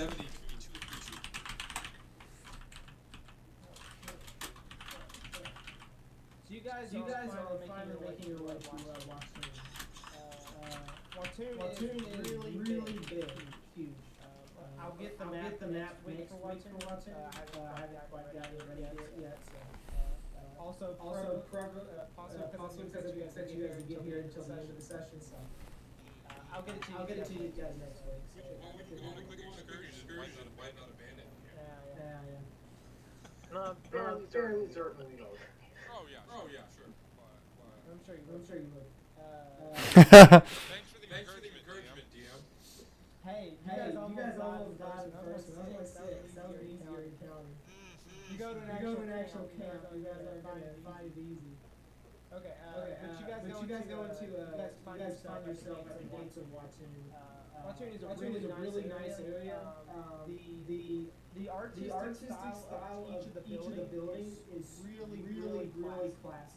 So as you kind of go in, you're seeing like marble like sorts of like silk stuff on top of round buildings and stuff. So they basically like add their art to their actual city. So as you're kind of looking around, you see like these buildings that are like above the wall and everything. And even the wall itself has like these nice sculptures of like statues kind of lying around the outside of the walls. It's a really nice place. It looks probably one of the most nicest. It looks the nicest out of all the places. Nice, pristine, very exotic. In that nice. Can I It's clean, very clean. In what you find. So. Can I run a stone cutting check to see if I know who built this, how old these pieces are? So this whatever I roll +4. Fuck. 5.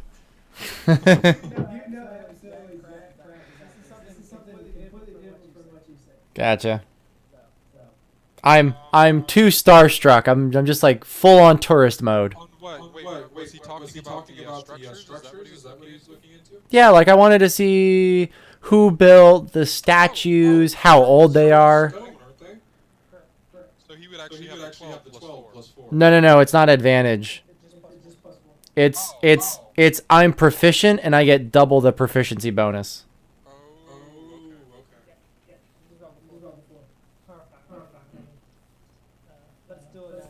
So all I say is, huh, that's neat. I've seen that. But it is a really like pristine area. It's probably the cleanest you've ever seen. A lot of it is very light colors, so like white, yellowish colors. The ones that are more bright, not the dark brown, black, gray colors. These are nice and bright.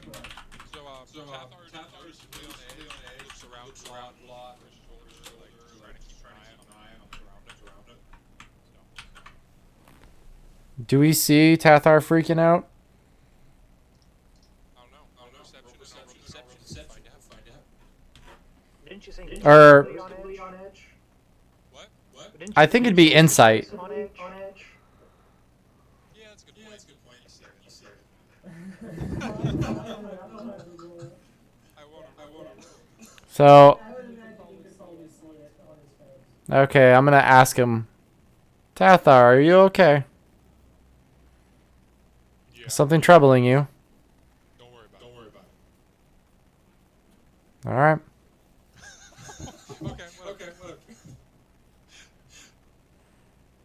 Okay. Okay. Can we get our payment from gnomes? Yeah, they freely give you out the 20 gold each. So add 20 gold everybody's sheets. And that'll give you guys experience at the end for completing the side quest. Woo. I did right. So proud Speaking of of that. I'm gonna give you guys experience with monsters that you guys can do that. Oh yeah. You said you do it every I do it every restaurant. I was gonna ask, but I feel like we might be close to a level up, and then that would put a long pause, which actually might be really good for right now. We can like figure out how we want to level up and stuff. Yeah. Well, only going to level 2. It's 75 experience that you get No. For the monsters. What about For quest doesn't get completed during the session. I don't give that experience out during the session. you said 70 or 75? 75. All right, so that's 205. 210. Yeah, 210. Math is hard. So we need to go on a murdering spree. Kill a whole bunch of people. Get enough XP to level up. And then the quest will push us over the edge. I'm gonna let him do that thing, and while he does that, Did I kill anything on our way to the capital? some bugs. Like anything like noticeably, any rabbits or that I just I don't know. That's why I'm asking. Like, because I spent a lot of time on the page, so I'm asking like, did I see anything that I could have? What's your goal in trying to kill Well, the thing we discussed at the very beginning of the session. Which I have no idea whatever that is. Perfect role playing. That's why I'm like. Oh, okay. My magic thing that I was telling you about. Roll survival check. That's how you know like smaller things. Okay. Just roll one. Yeah. You found a couple. And I set him on fire and watched as I laughed. Okay. Too many to get what you're trying to say there, but Yeah. you just like to set right. That's fine. I have to ask. It has to do with character, so. That's fine. I understand. Okay. So you guys get your things. The gnomes enter the city, and the guards like close the gate for you guys and say, we'll bring you to Watun. Wait, we didn't go in with the gnomes? No. They would have papers to as merchants to get. They didn't say that we were their bodyguards? No. You guys got paid before you guys went. Fuck. Good job. The way he was saying it seemed like we were already in the city. No, I said you guys are outside of the walls. You did say that. Yeah. So the guards ask us what we're doing here. Is that what you're saying? We are here to So Tathar's gonna look really angry and say, "Who do you think you are to ask me anything?" And I'm gonna step in front And B, we were just protecting the 2 gnomes that just passed through. We collected our payment because we were on our way as well, but we were their bodyguards. We are here. We are here for trade. And I am not standing while they. Of course you can. I can. I'm standing with you. I'm standing over with him because I also have a fake signal so I can disguise myself too. Well, you have a deception check. we're tourists. All 4 of us, and I motioned to all of us. I just kind of Like as close to snarling as you can get without actually making noise. My friend here is just an angry person. You can ignore him. Or I'm gonna walk up to the guards. forgive him. I'm here to visit a family friend named Walter. And I can't make him last name. Walter? That's his name? Yeah, Walter Herring. He's of no town. The guards might recognize. Is he a fish packer? Preferable race on this guy? Human. Okay. You've been no He's arts. good job. He's like, see, welcome. By the way, what's your family's name, Westergaard.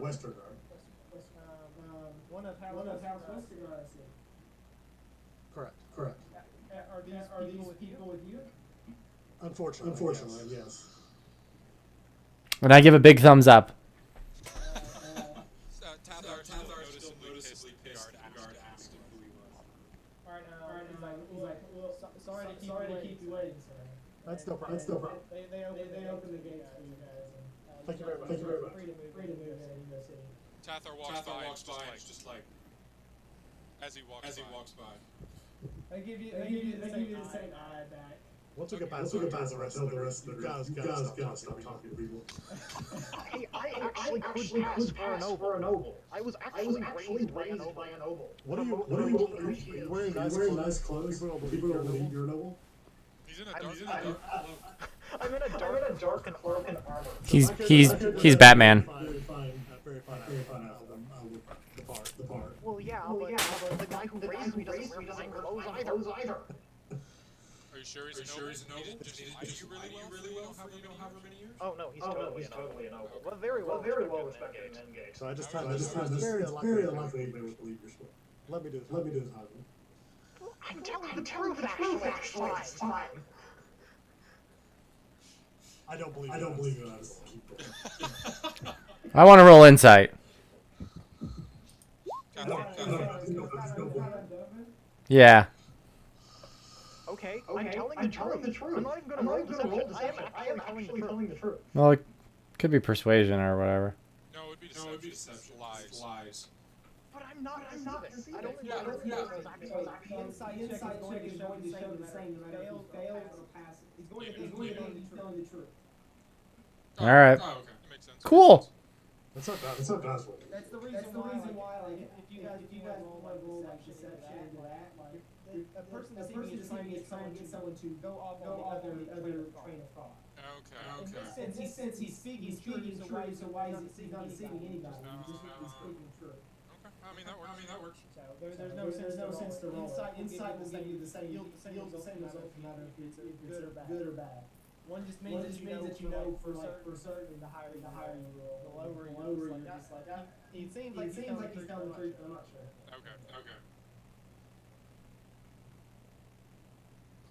Okay. Cool. So you guys enter the city. It's a huge city. You gotta walk along the way. Practically spend a whole day and you get lost. Someone probably knows around the ways, what he needs to do, where he needs to go in the area. Yeah. You're around two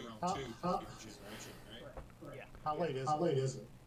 It's pretty late. It's like 7 o'clock. We should go to the Temple of Change. Hopefully, Aqua's Raven has arrived and given us shelter or a place to stay while we're here. I'm gonna make sure to respect chaos before I go stay at the temple.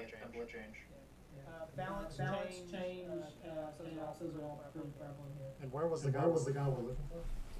He's in chaos. The scholar is going to not going to be in the temple cave.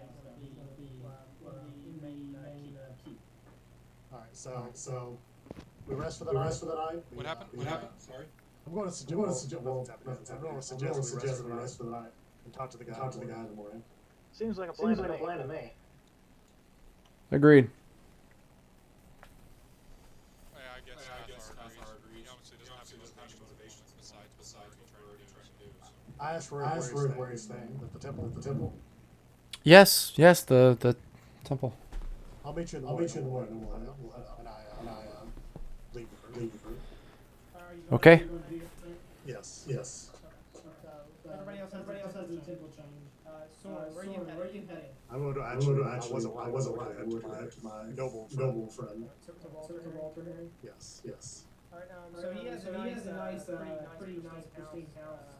Nice line with granite and marble pillars and stuff around the outside. Pretty nice fountain as you enter into the estate. And you go up the front door, imagine on the door. Yep. Okay, you meet a butler at the front, and he's like, greetings. Hello, I'm here to see Walter. Soren Westergaard? Ah, yes. Mr. Westergaard is here. Walter will be nice to meet you. He's upstairs, imagine your way around. Of course. And I will go talk to him. Okay, so tell me a little bit about Walter. What is Walter? What did he do? Good question.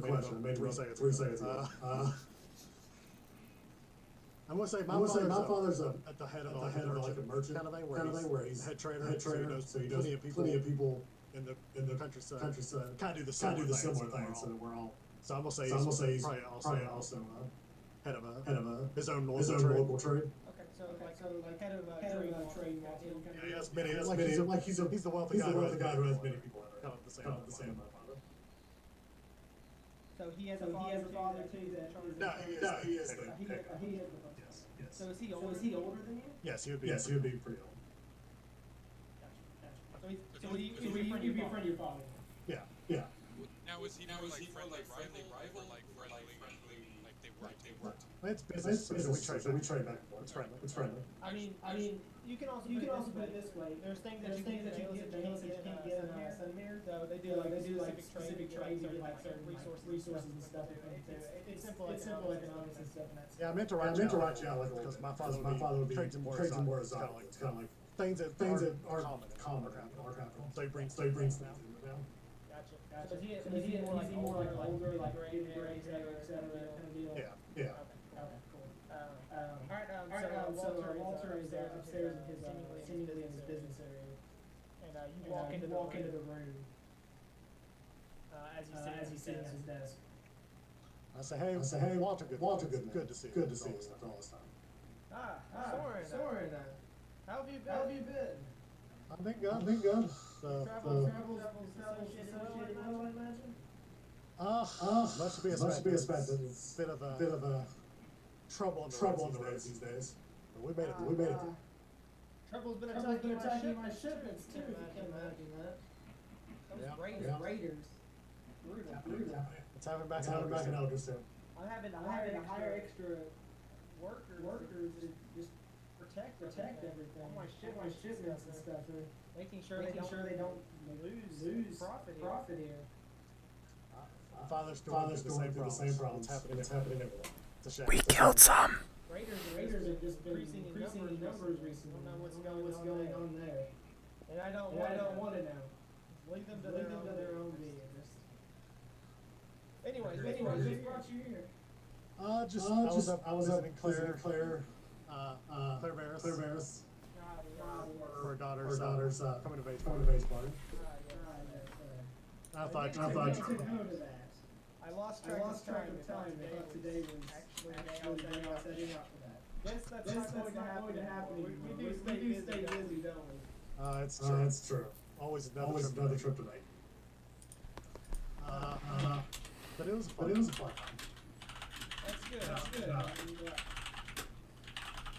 And I thought I'd head down, see the sights see of the sights of the city. Yes, well, Autaria is a very excellent site. I'm glad you see yourself around. Is there a business here? no, not this time. The business is clear, so I figured I figured I'd take it easy. So you're out for pledges there. Of course. Of course. Well, if anybody to show you around town, I'm a fan. Albeit it's a little late, as you come look outside and setting and stuff. Alright. And I have position of privilege, so I'm supposed to be able to stay with these kind of people. They're all friendly. They're all friendly with me. So yeah, I just kind of say, back and ask for a room for the night. While I'm in town. I'd love to stay with you. Of course. We have plenty of rooms that are available. Does he have any sons or daughters or anything that you know of? Or would he be alone right now? I would say the other wife. some sons, I guess. Two sons, you say? Yeah, that's fine. What his son's probably around your age. Correct. Maybe one a little bit older than you, one of yours younger or something. I'd say one kid. Okay. Okay.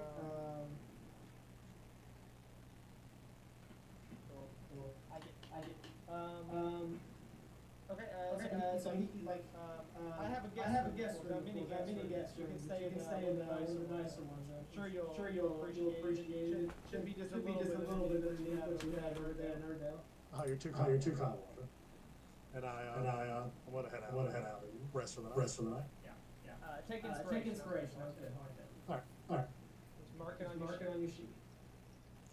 Okay, just a quick thing that I haven't really considered before.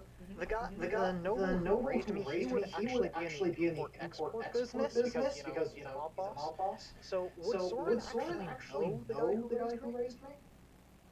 Well, you have to know who it is.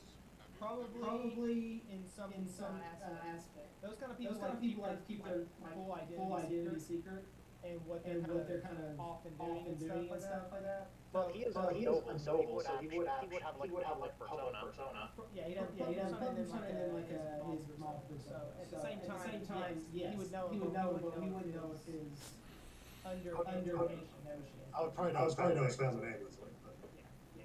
we'd have to know this business. Correct. Just quick note, since when we were having this argument entering the city, everyone was like telling me, everyone thought I was lying. I would have mentioned his name. He is Lord Silverwolf. He's an elf. Yeah. Silver hair? Actually, no. His hair is green. I like the details. Alright, so quick thing is the balance where near the temple of change. No, it's near the key. Keep this way, like half the city. Okay, I get it. It's more towards the center and not towards the outside. Okay, yeah. I guess I go to the Changes as prevalent as balance in the city because of the scholars and stuff. Scholars into. But yeah. Alright. Any other questions or anything? Before you guys head off to sleep or doing anything before sleep time? Probably, see if I can find a nearby library. Well, the main library in the city is the Scholars Library, which is in the key. There are smaller libraries that just have like basic books and stuff. You can probably find one in there. Okay. I know magic is kind of frowned upon in most worlds, but are there any like shot things like the magic that's not quite hated nearby or is it no? Okay, make sure. Yeah, then I just go to the temple. So everybody heads off sleep, I imagine? I was hoping to talk to the priests at the Temple of Change and see if they had any rations for sale at perhaps a discount. Something in their stores. They keep you fed all the time, so that won't be a problem. But I'm talking about like travel rations. When you guys decide to travel, then you can ask. Right now it's pressing. So Okay. you guys are gonna be in town for a little bit. If you need to, they'll be willing to offer you guys some of this kind of way. Accession is good. All right. goes to sleep. I've already checked the page today, so I can't really. I'm gonna meditate. You're gonna meditate? Yeah, you know. The one that like sits on the ground, cross-legged, stand on one leg in a weird position, holding a mace. Everyone meditates. Cross-legged. Cross-legged. That's the normal means. Some people do yoga to meditate. That's why I was like, you never know. That's fair enough. I usually just close my eyes and meditate. Delvin, did you want to do anything overnight before you head to sleep? No. I don't have anything to do in town. Okay, cool. So you guys all sleep. Tremors. No tremors. But Catherine, I need you to make a perception check. Oh, okay. Disadvantage or anything since I'm asleep or no? Nope. Just making sure. One more roll. Okay. Six. Okay. So you are in a pretty deep sleep right now. You don't wake up. You're having this sort of feels like a nightmare in your mind. Okay. See this very large presence before you. You know how dragonborns are made, right? How they're born into the world. There are a lot of different stories. So I don't know which one you're going with. So normally, a dragonborn is perceived to have at some point been an actual parent dragon kind of deal. Hatched from they didn't develop properly, so they were actually humanoid than dragon. So that's like the quote unquote stories. So in your nightmare, you seem to see this presence of this nature, and you have this fear of it in your mind. This is like a nightmarish fear, and you see this almost like this dragon head come in like front of your face in your nightmare, and it is of a red dragon in front of you. Now black and red swirl a lot in this world. They're known as both being bad nature, like both chaotic evil, but they also see each other as being like against each other. So like rivals kind of thing. Basically. Okay. Who's better? I'm better. You're better. And you see a red dragon. This is not an old red dragon. This is like a red dragon, but he's just as frightening to you. And one of the reasons why you having this nightmare is because of like a sense of dragonborns feel as if they're not as prevalently strong as what a dragon should. So they have this fear of meeting a stronger, more powerful version of what they could have been. Okay. You have this nightmare go out throughout your night. Any effects that I should know about? Or No, it just kind of wake up in a cold sweat in the middle of the night. Okay. Is anything going through your mind when you like feel this nightmare going through your? So he kind of instinctively would grab probably a satchel to grab like a book out of it, start reading one of the arcane books carries around all the time. Just start reading it, look through it. Yeah. Think of like a couple like spells he knows, practice kind of thing. Just getting ready, hair, that kind of thing. So did that shake you emotionally in a sense? Yeah, it definitely does something. I'm not probably not totally like oh my god, but like I be a little more cautious probably the next day. So. Okay, cool. So I'm gonna start with Soren the next day. Soren, you wake up in the morning pretty early. And I imagine you can go down and get yourself some breakfast. They'll have it all prepared out and stuff. And one of the both of his sons are out right now. One of them's in school.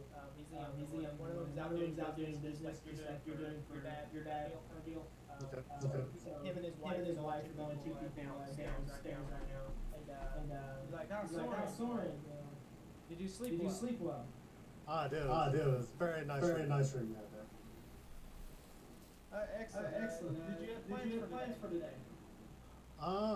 Loose plans. I'm going to go see the sights. If you do have time, maybe towards the end of the day, if you need your help on something. Of course. Anything for an old friend. I appreciate it. Knowing the business means you're definitely capable of it. So. And not. Do you eat your breakfast and leave off to do stuff? I'll wait breakfast and make small talk with him and head out. So do you gather with the rest of the group? Yeah, I'll talk to Rogue. I said immediately. Okay, the rest of you guys wake up in the morning. Tathar's kind of a little bit more, I guess aware, but still tired. Yeah, still tired. Even more on edge than he was before. Of course, for the obvious reason. They don't know, but players know. But I don't. They don't know the other reason I'm on edge.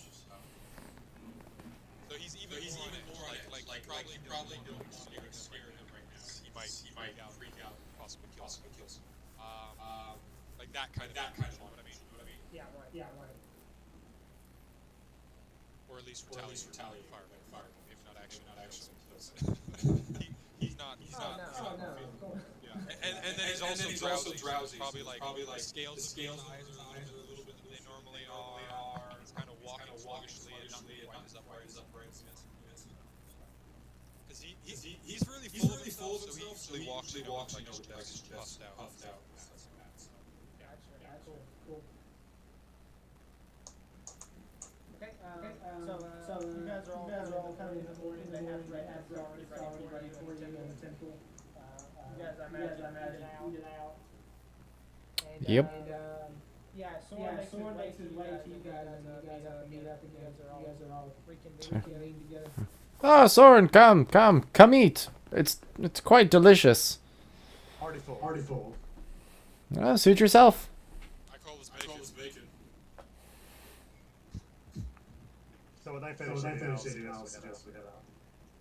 So we're heading to the keeps, correct? I in the morning, I'd like to ask the priests the areas of town, like where to go for like items, where to avoid if there's any dangerous areas, like more than just the lay of the land. It's like what the people are doing. So basically, kind of around. It's very safe in this area. A lot of people are artists, so there's not very many gangs and stuff around this area. It's basically like a merchant city and a cultural spot. So a lot of the time you're going to see a lot of cultural items, merchants selling like their cultural. I'll.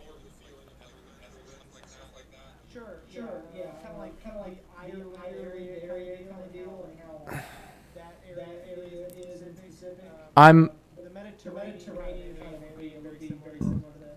I'm also gonna probe on like if there is any crime, and like I'll list like muggings, killings, pickpockets, and shoot Dovan, like just an ever so subtle glance, just like as I'm rattling off and then on that item, I'll just like look at him and then continue on, see like how they punish people.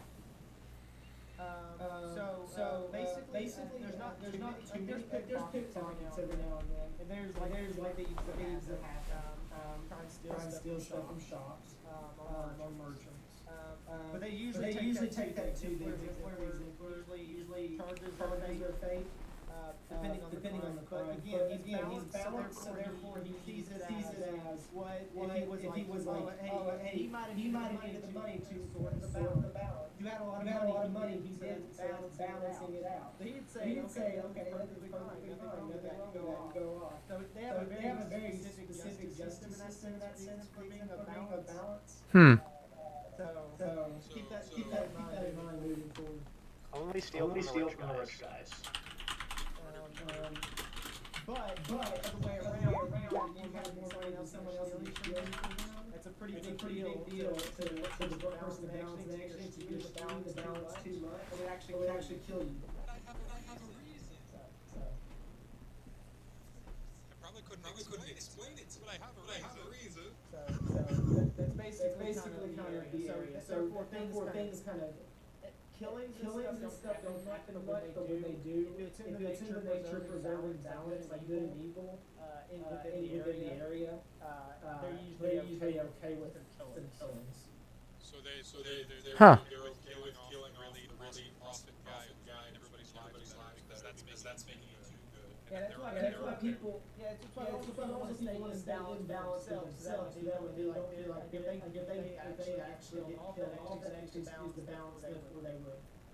Okay, makes It's like a sense of the culture of the area too. Like the justice system is so weird like that. People act differently in this area. Okay. There needs to be rich to be poor, which is why like the rich and stuff don't knock down kind of deal.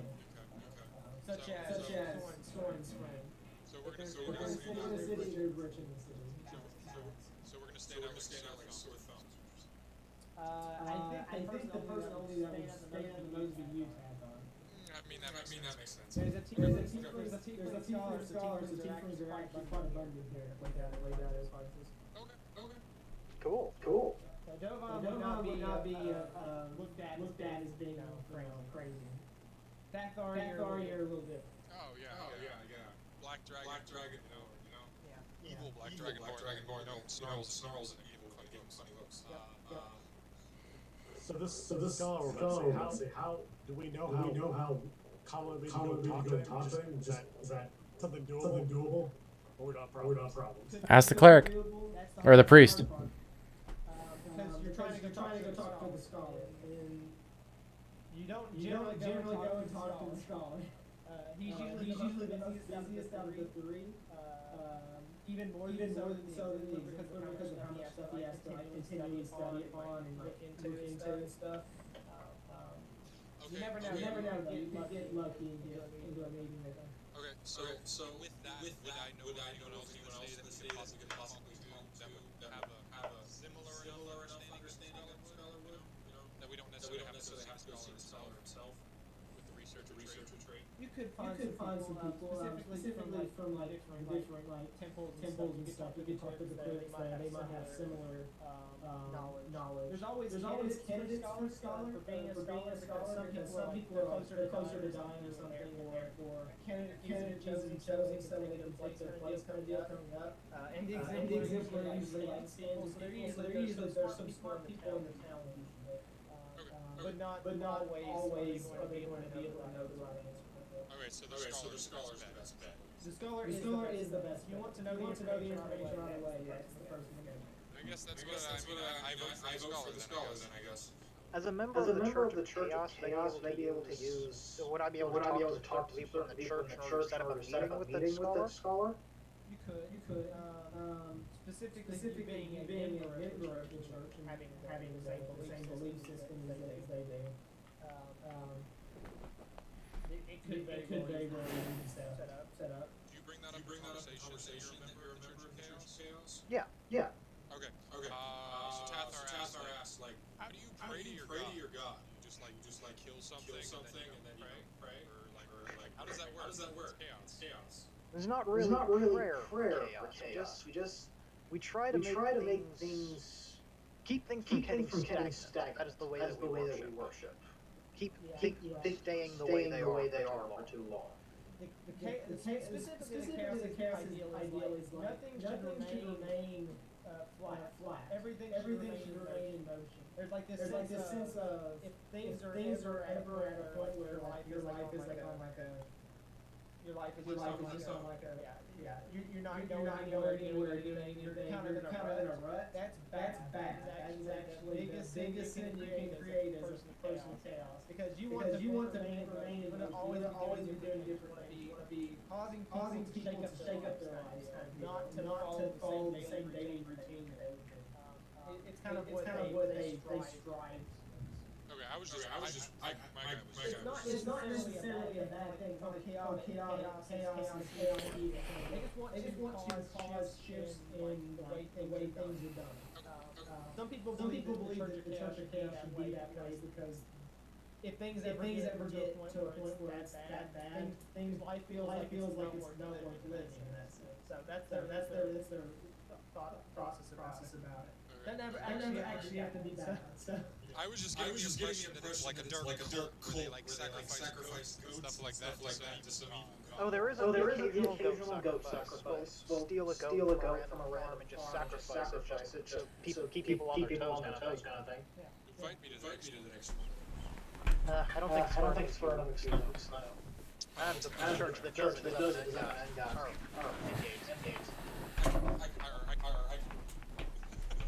Alright, in the end, I'm sorry, I was just curious. Okay, so you guys had your visual temple and try and figure out a meeting with the scholar? Yeah. Yeah, unless somebody's got a better idea. I mean, the next best bet would be to try to use Soren's connections. Since he's a noble, he might be able to get us in to talk to him. I was gonna suggest perhaps we talk to some lesser people, try to work away. We don't try to get some information so we don't put all that asking about talking to the most important guy in town. Or maybe do some favors. Get as much information as possible. That's actually a pretty good idea too. We could also try and earn favor with people. Go ahead, sorry. Like, see if someone important has something they need done, do it so we can gain audience with the scholar.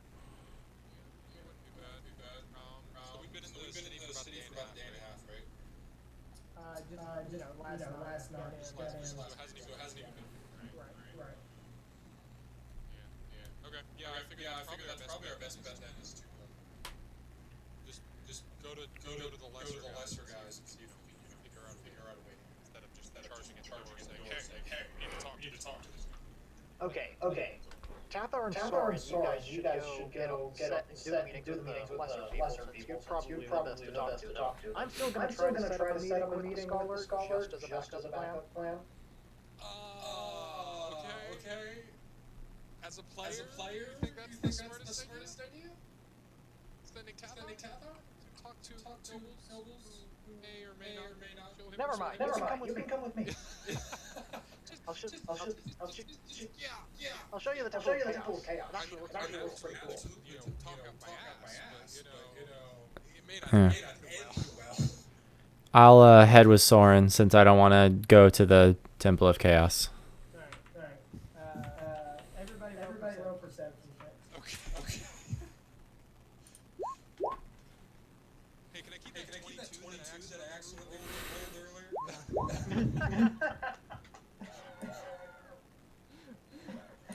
Sure to roll me that one. Everybody with that one. You guys actually all said this. You guys feel the tremors again. Oh god damn it. Where from? Like what direction? Seemingly all around you. We're still in the temple. Before we start. I'm gonna head out in front of the temple. You notice how it seems to happen in the temples? And what I'm is a bit on edge. Other than the performance. No, nobody else seems like they're noticing anything. All right, well, Well, I look around to the party and kind of like look around like you guys just felt that, right? Like giving them the look. And Of course they didn't feel that. I'm an idiot. Come on, let's go outside. well, except for him, I was just want to say like, let's check it out, but try not to draw attention. Yeah, keep it cool. We don't try as Tathar gets more nervous and tries to Okay, so you guys step outside, and you begin to see multiple portals appearing around the front of the temple area. How many? Multiple. If you determine the next session, because that's where we're going to end the session, as the portals are starting to come into the world. So All right. end every session with us in the temple and seeing a portal. That's just where the session ended. All right, so what are we gonna name this episode of what did we call this? Exemplars of Autaria. Portals again. Portals.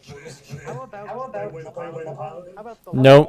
long cart trip? Gnomish Escort. Gnomish. There we go. I like that. Or violent Gnomish. We killed a lot of things. Like, and I mean, yeah. I like it.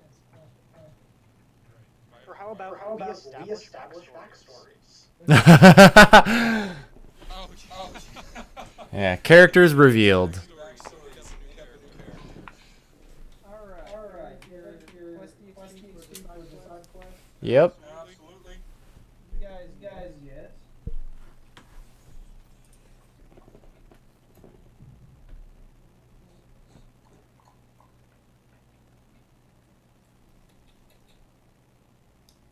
You guys are 210, aren't you? Yeah. 90. 90. 90. Sorry. Alright. So. Wasn't quite enough to get you. But we're definitely going to level up I'm next good time. at ask for the next spot for sure. Yeah. So when we kill everything that comes out of the portal, and we're gonna kill everything that comes out of the portal. We're just gonna take a short break and then level up. Yeah, right. Yep. Okay, let's vote for inspiration for the session. Soren, you can take decide yourself. I'll say Rory kind of handled the beginning of the session pretty well. Okay. Devon, who would you give it to? I'm gonna give it to Soren for establishing his NPC. Yeah, definitely. Okay, Rick, who would you give it to?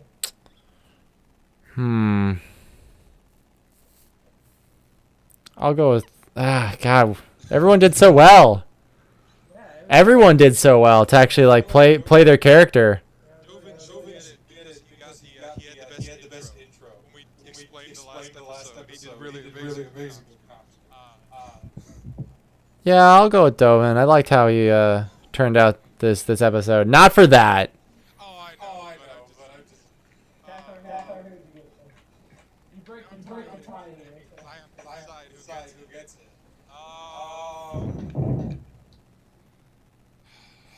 I honestly, Rurik kind of carried us for the first quarter half of the session, so I have to. By the way, if you give it to Soren, since he already had inspiration, and giving it to Rurik because he voted for Rurik. Oh, cool. That's good. Rurik probably would have got it. That's only trying to get you to get it. Yeah, I feel like me and Dovin didn't accomplish as much this session. That's why I wasn't for either of us. And I can't vote for myself anyways. Well, it's less about accomplishment, but at least to me, yeah. Like you sat there, you did the whole thing where you were friendly to another dwarf, and honestly, the only person this forward for like about 30 minutes felt like. Really curious how to play that in. I do agree. I think that this was a really good session for roleplay. Y'all did really well. And we learned about the whole bandit thing, backstory. We got bandit backstory from Rurik. So. Yeah. Which with my character related to him because your family's dead. Right. Yeah. And I'm not all goody gumdrops and unicorns. There is an angry side. And you also explained why you're chaotic, Right. So I feel like you got a developer in this turn. It was a really close second with Soren. You made another character. I actually got to see personality to know exactly like what's behind. Yeah. I'm so curious to know more about him too. Oh, I know, right? Cause he's quiet with us. Like he must be like fucking idiots, and then he's around nobles. He's like, oh hello, yes, quiet. Yeah, and I like somebody else is like cannibal, kind of a criminal too. Not kind of. It's like yeah, kinda. Almost had a guard fight all of a sudden. That's what did it. That's what got my vote was the fucking like chase. It was honestly like he saved that. I'm sorry. Oh, the double 20s. He's lucky I'm not seeing it. I'm not going to help him break the law. It's not the law if they attack us. And down above, there's no way I would help. Oh well, we're gonna butt heads a lot. So does inspiration happen to grant 15 experience? Damn it! Any random reason to give myself experience? Like, hey, I killed those rabbits. Do I get 15 experience?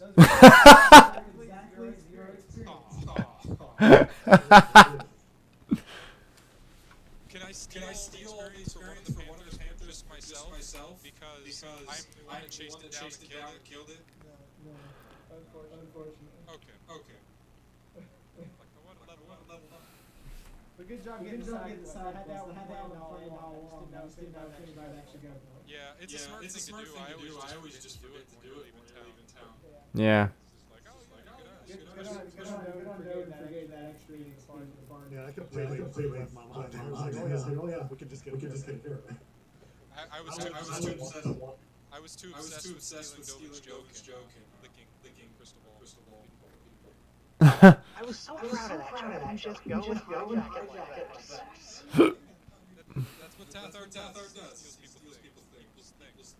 Though the whole eating a whole bunch of stuff I was already doing, just not straight up cannibalism for my character like yours. Well, it's not cannibalism. I never eat a tiefling. Oh yeah, that's true. It's not the classical cannibalism, but it's Closer. yeah. It's what they would do cannibalism, fantasy setting where there's multiple races. I would only eat just any random thing if they made me unconscious. If something makes me unconscious and then someone kills it, I take a bite out of it, and that'll just eat some way if I definitely have to. No other option for food. Okay, so it's kind of like a retribution survival thing for you. Yes. I won't just randomly eat people. For me, it's just he doesn't give a shit. Food is food. He won't eat another dragonborn, but yeah, food is food. He also won't eat anything that has gained his trust or loyalty. Like if one of you guys dies probably later on, and you at least gain enough trust or loyalty, he's not gonna cook you. Like I'll be dead. I won't care. Is Sword giving me that permission, or are you giving me that permission? That works for both. Okay. Oh yeah, I wanted to ask the group if they would prefer to have a single person carry all the cash to kind of like know how much we can afford together, like a group treasurer. As a player, I'm totally down for that. However, Character-wise. agree to it. No, yeah, totally in character. Same with me. Out of character, terrific idea. Maybe if we Never gonna happen. Now, never, like even if we trust each other a whole bunch.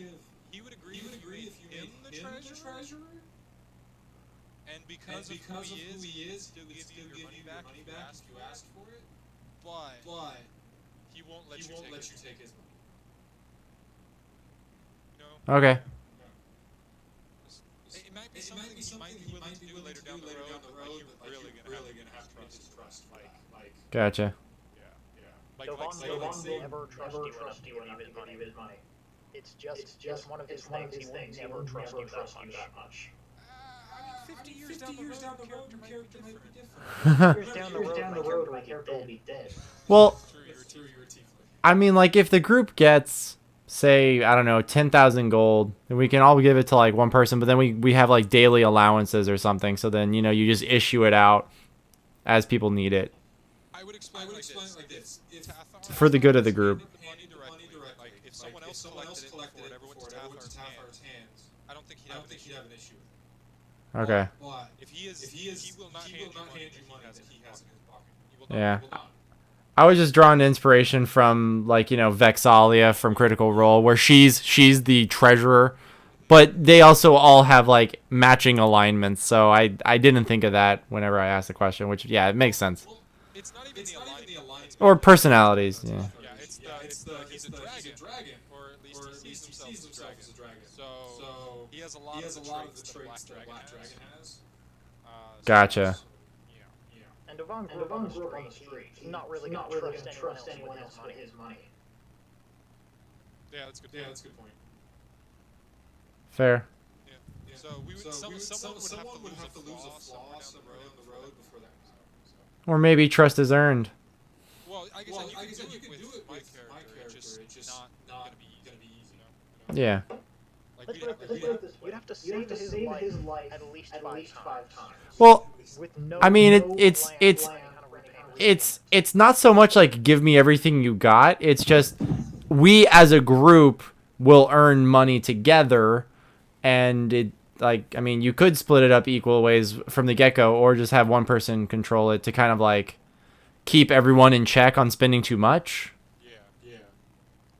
I figure if our characters ever become an actual group, then Devon might agree. Because right now we're just Rurik is hurt by that. kind of thrown together with it. Yeah. You could probably convince Novan to do it if he was part of an organization. He was part of an organization before, and they probably doled out discount money based on how things go. So he may have some experience with it. You know what I mean? Yeah. Currently, none of us trust each other. Yeah. I only sort of like Rick. Eddie, pushing. I'll take sort of. Probably like maybe not hate, but detest my personality. So, which is funny. Well- It's funny because awful character. Like it's my own version of morality that I have, not like the world's version of morality. Right. I guess one thing for everyone to do before next week is mentally prepare your level up.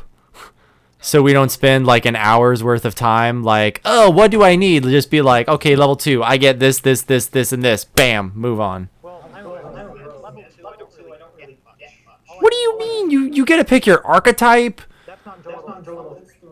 Oh shit, I get to pick my archetype? I'll only get actions, so it's easy. Cleric does. I get my divinity, although it's not much of a choice. It's just here you go. Yeah, I start to get my sorcery point, so I just get extra spell slots. Nice. Oh yeah, do I get anything? Like, I think level 2 I can cast 3 level 1 spells. Yeah. Same here. I can cast 3 level 1 spells, and I learn a third spell. Nice. I already know all the spells I can know because divine.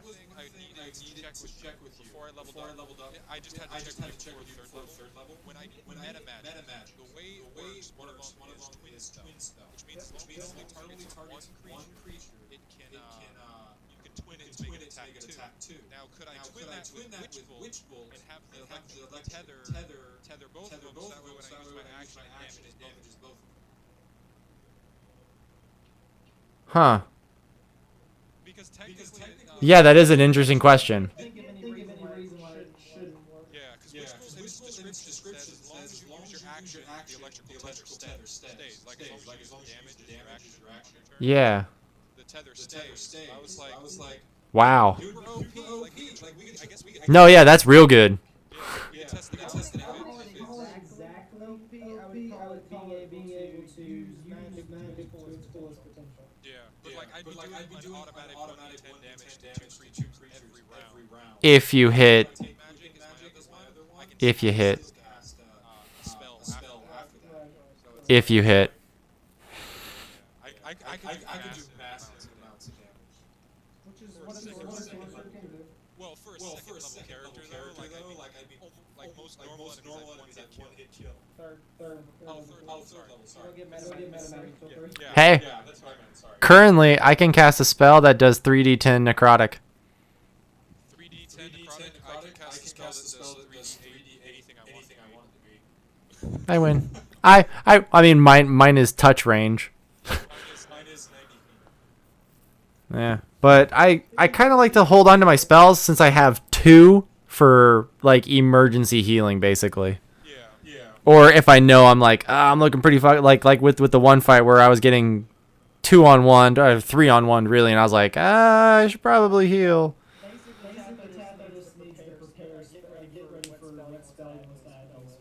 Right. Yeah, sorcerers are lots of thinking. Thinking about changing messages, I don't like. I use it more for flavor text that I have actually as a useful. Can you switch out cantrips? I thought cantrips were stuck. You can switch out any spell, When you level. but you can only do one per level. So And cantrips count as spells, but they aren't like they're not. Yeah, they're level 0, so. You'll find your uses. That seems useful. Yeah, but it's like I feel like we're not gonna start using it until we actually start stealthing and stuff like that. And with our cast of characters other than Dovan, I don't see that happening anytime soon. I roll disadvantage. I'm a dead character, so I can spell. Yeah. I don't see it happening for like a little while, or like unless we get a particular quest or something like that. And I can always switch it out at a later level back to message. You know. It might make more sense for me to have message. I'm gonna be the one still one around everywhere. Yeah. But I don't know. Oh yeah, because you're going arcane. You can totally do that.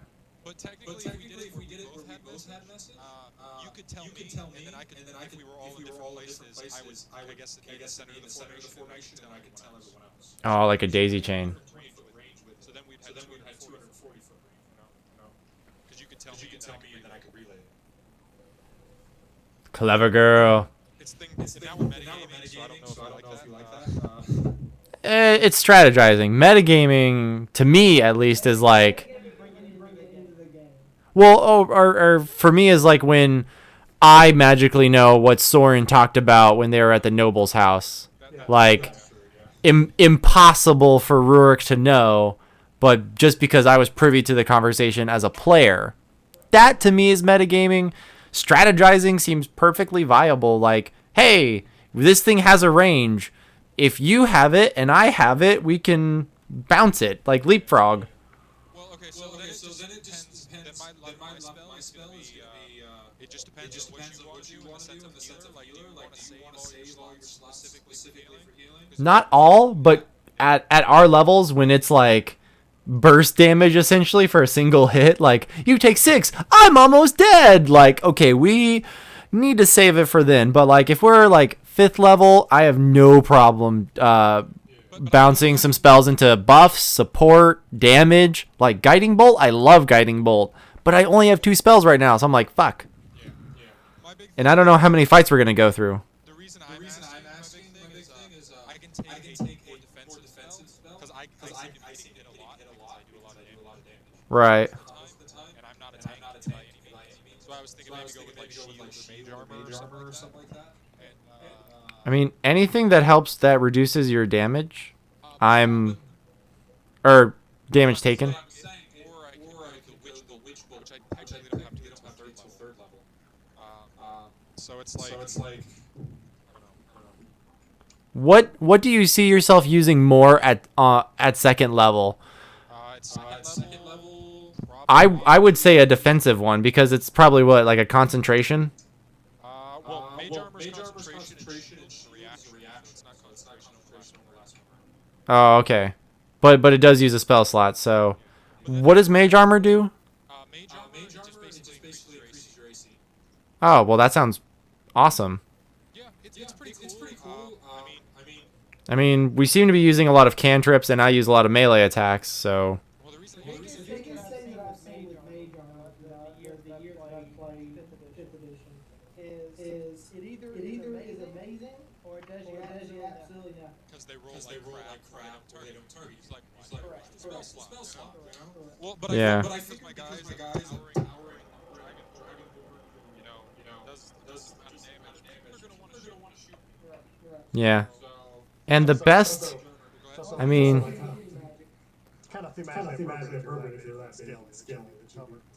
Yeah, that's what I'm thinking. Like, I wish Dragonborns had natural species. I mean, they're kind of like parts. Like, why wouldn't?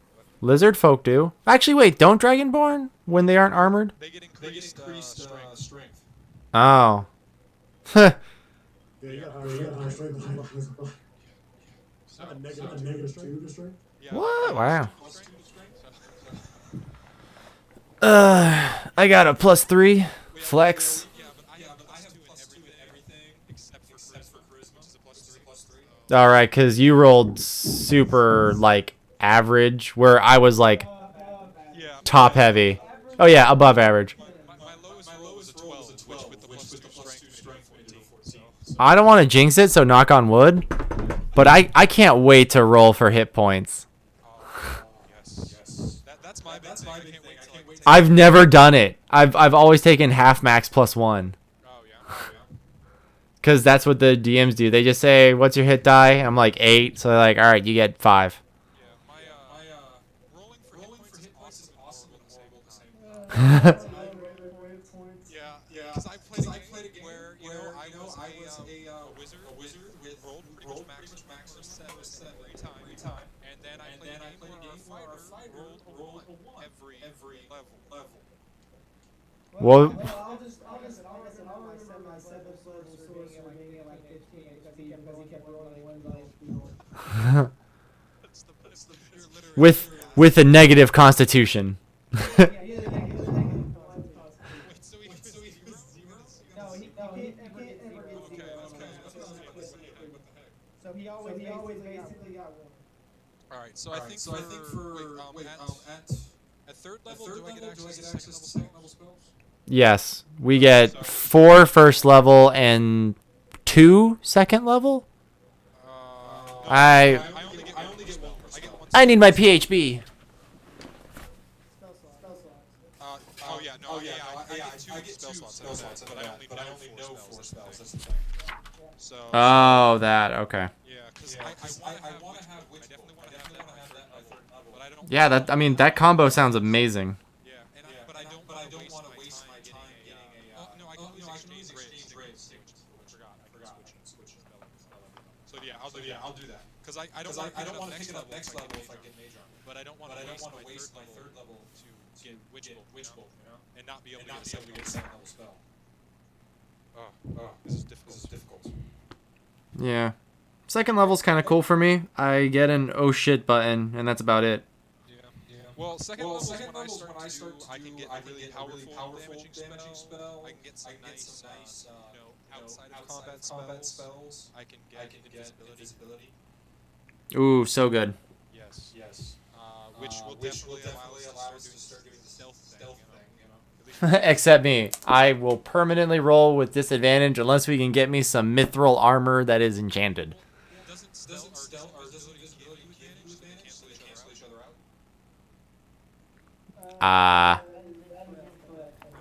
I thought it was. Visibility condition. That's what I'm saying. But I thought it gave you advantage on your stealth rolls. 1 second. I think it imposes a disadvantage on something for people. Is that what it is? I know it's advantage on advantage I on. read it just a little bit ago. Yeah, I know it's disadvantage on that. And if Attack rolls against a creature have disadvantage. Attack rolls have advantage. but it's impossible. But you can't detect it. Yeah, it's impossible to see. Technically, you would even have to roll for stealth with checking with your eyes. Oh yeah, I was gonna say.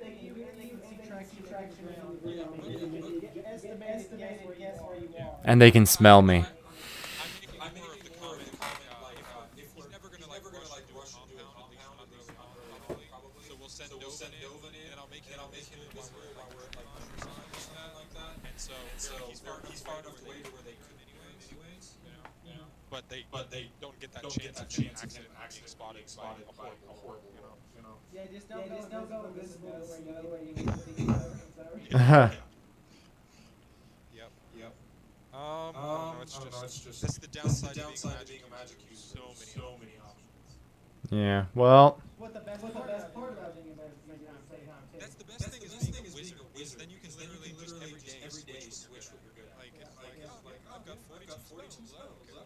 It's the reason why I think wizard sorcerer because they get hobby as a wizard spell books and you get them to like trust you enough to give them your spell book. But the thing is with sorcerer, if you take the ritual caster feat, you can do the exact same with any spell. So it's like okay. That's why I like my ritual casting. The specific ritual casting where he has to tribute a body or sacrifice a body or a creature challenge rating equals a spell slot. Oh, that's cool. So if it's a first level spell, you have to do something challenge rating 1. And if he does that, he can actually cast it for any class as rituals. Huh.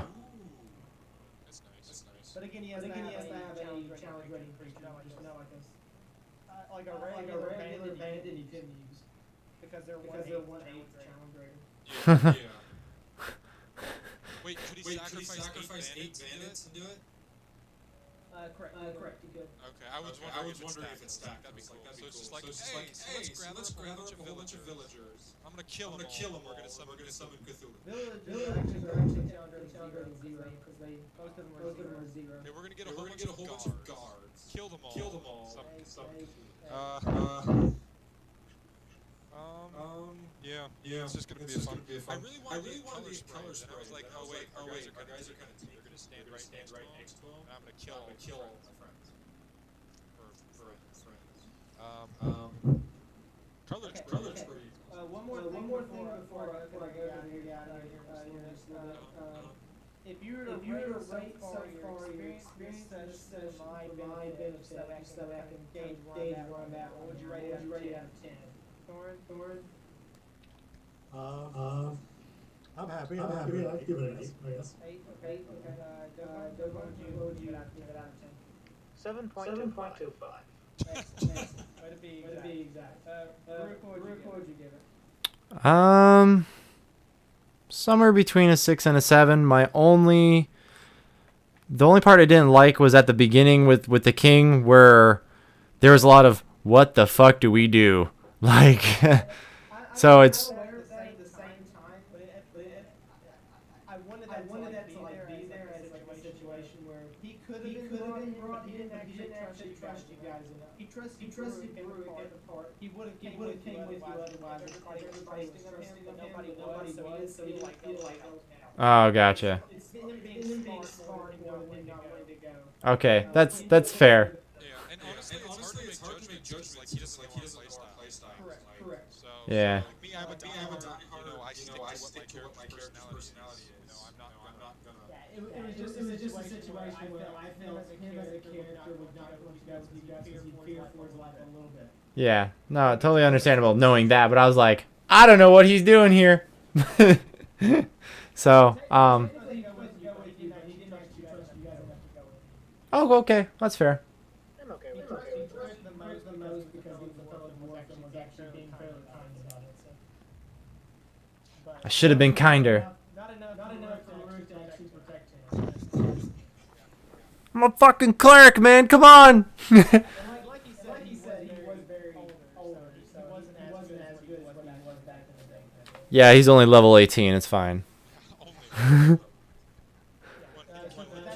situation just kind of acted the way it did because of roleplay. Cathar, last one. So I'm gonna give it half. The only thing for the last points in my eyes, I am a big fan of like awesome flavor text happening all the time. You do really good with it. There were some times that I noticed that we kind of passed things. I rolled a 19, so it's not quite a critical, but like it's like I understand like 11. Oh, shut up. Like but that's just me. 8.5. Awesome job. I just like to gauge where I'm at with players at all times, where I need to work at and stuff. Yeah, and we're still learning about your style, so kind of knowing. Because or things that we can fix. Yeah. Give you guys on 9 out of 10. The reason I'm not 10 out of 10 is because there's some times where you guys will interrupt each other. That's like my biggest pet D&D is when you guys interrupt each other. Yeah.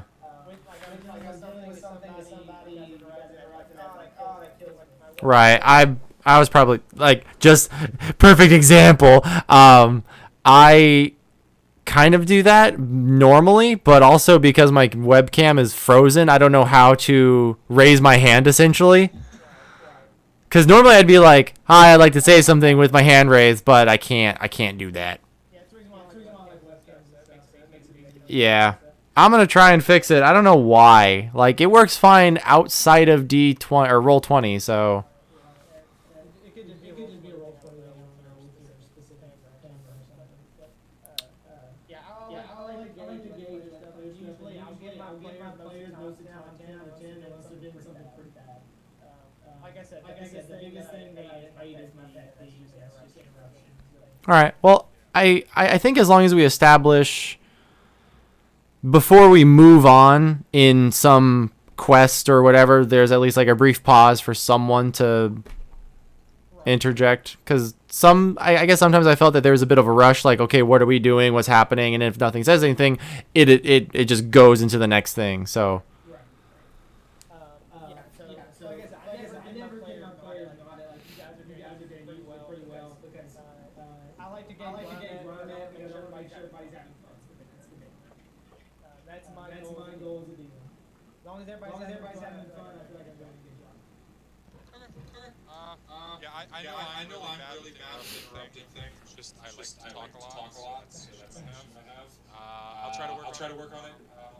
I just that's why you'll notice a lot of times I'm like. Yeah. I try not to. I usually give the other person to go ahead.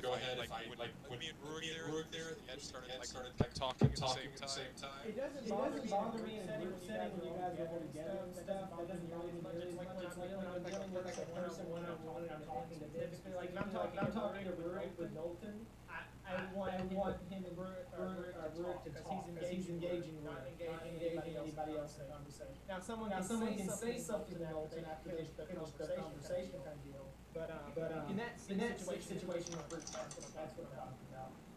Okay. And also when I'm dealing one-on-one, that's also like good thing was when I was dealing with Soren with his stuff that he created and stuff. I was able to actually do that without interruption, which is nice. Yes. I gotta go, guys. So everybody have a good night. all right. Night. No issues with that. Everybody good Wednesday. Yeah, no, totally fine. All right. Next Wednesday, I'll put it up on the 1220. All right. Sounds good. See you guys. See ya.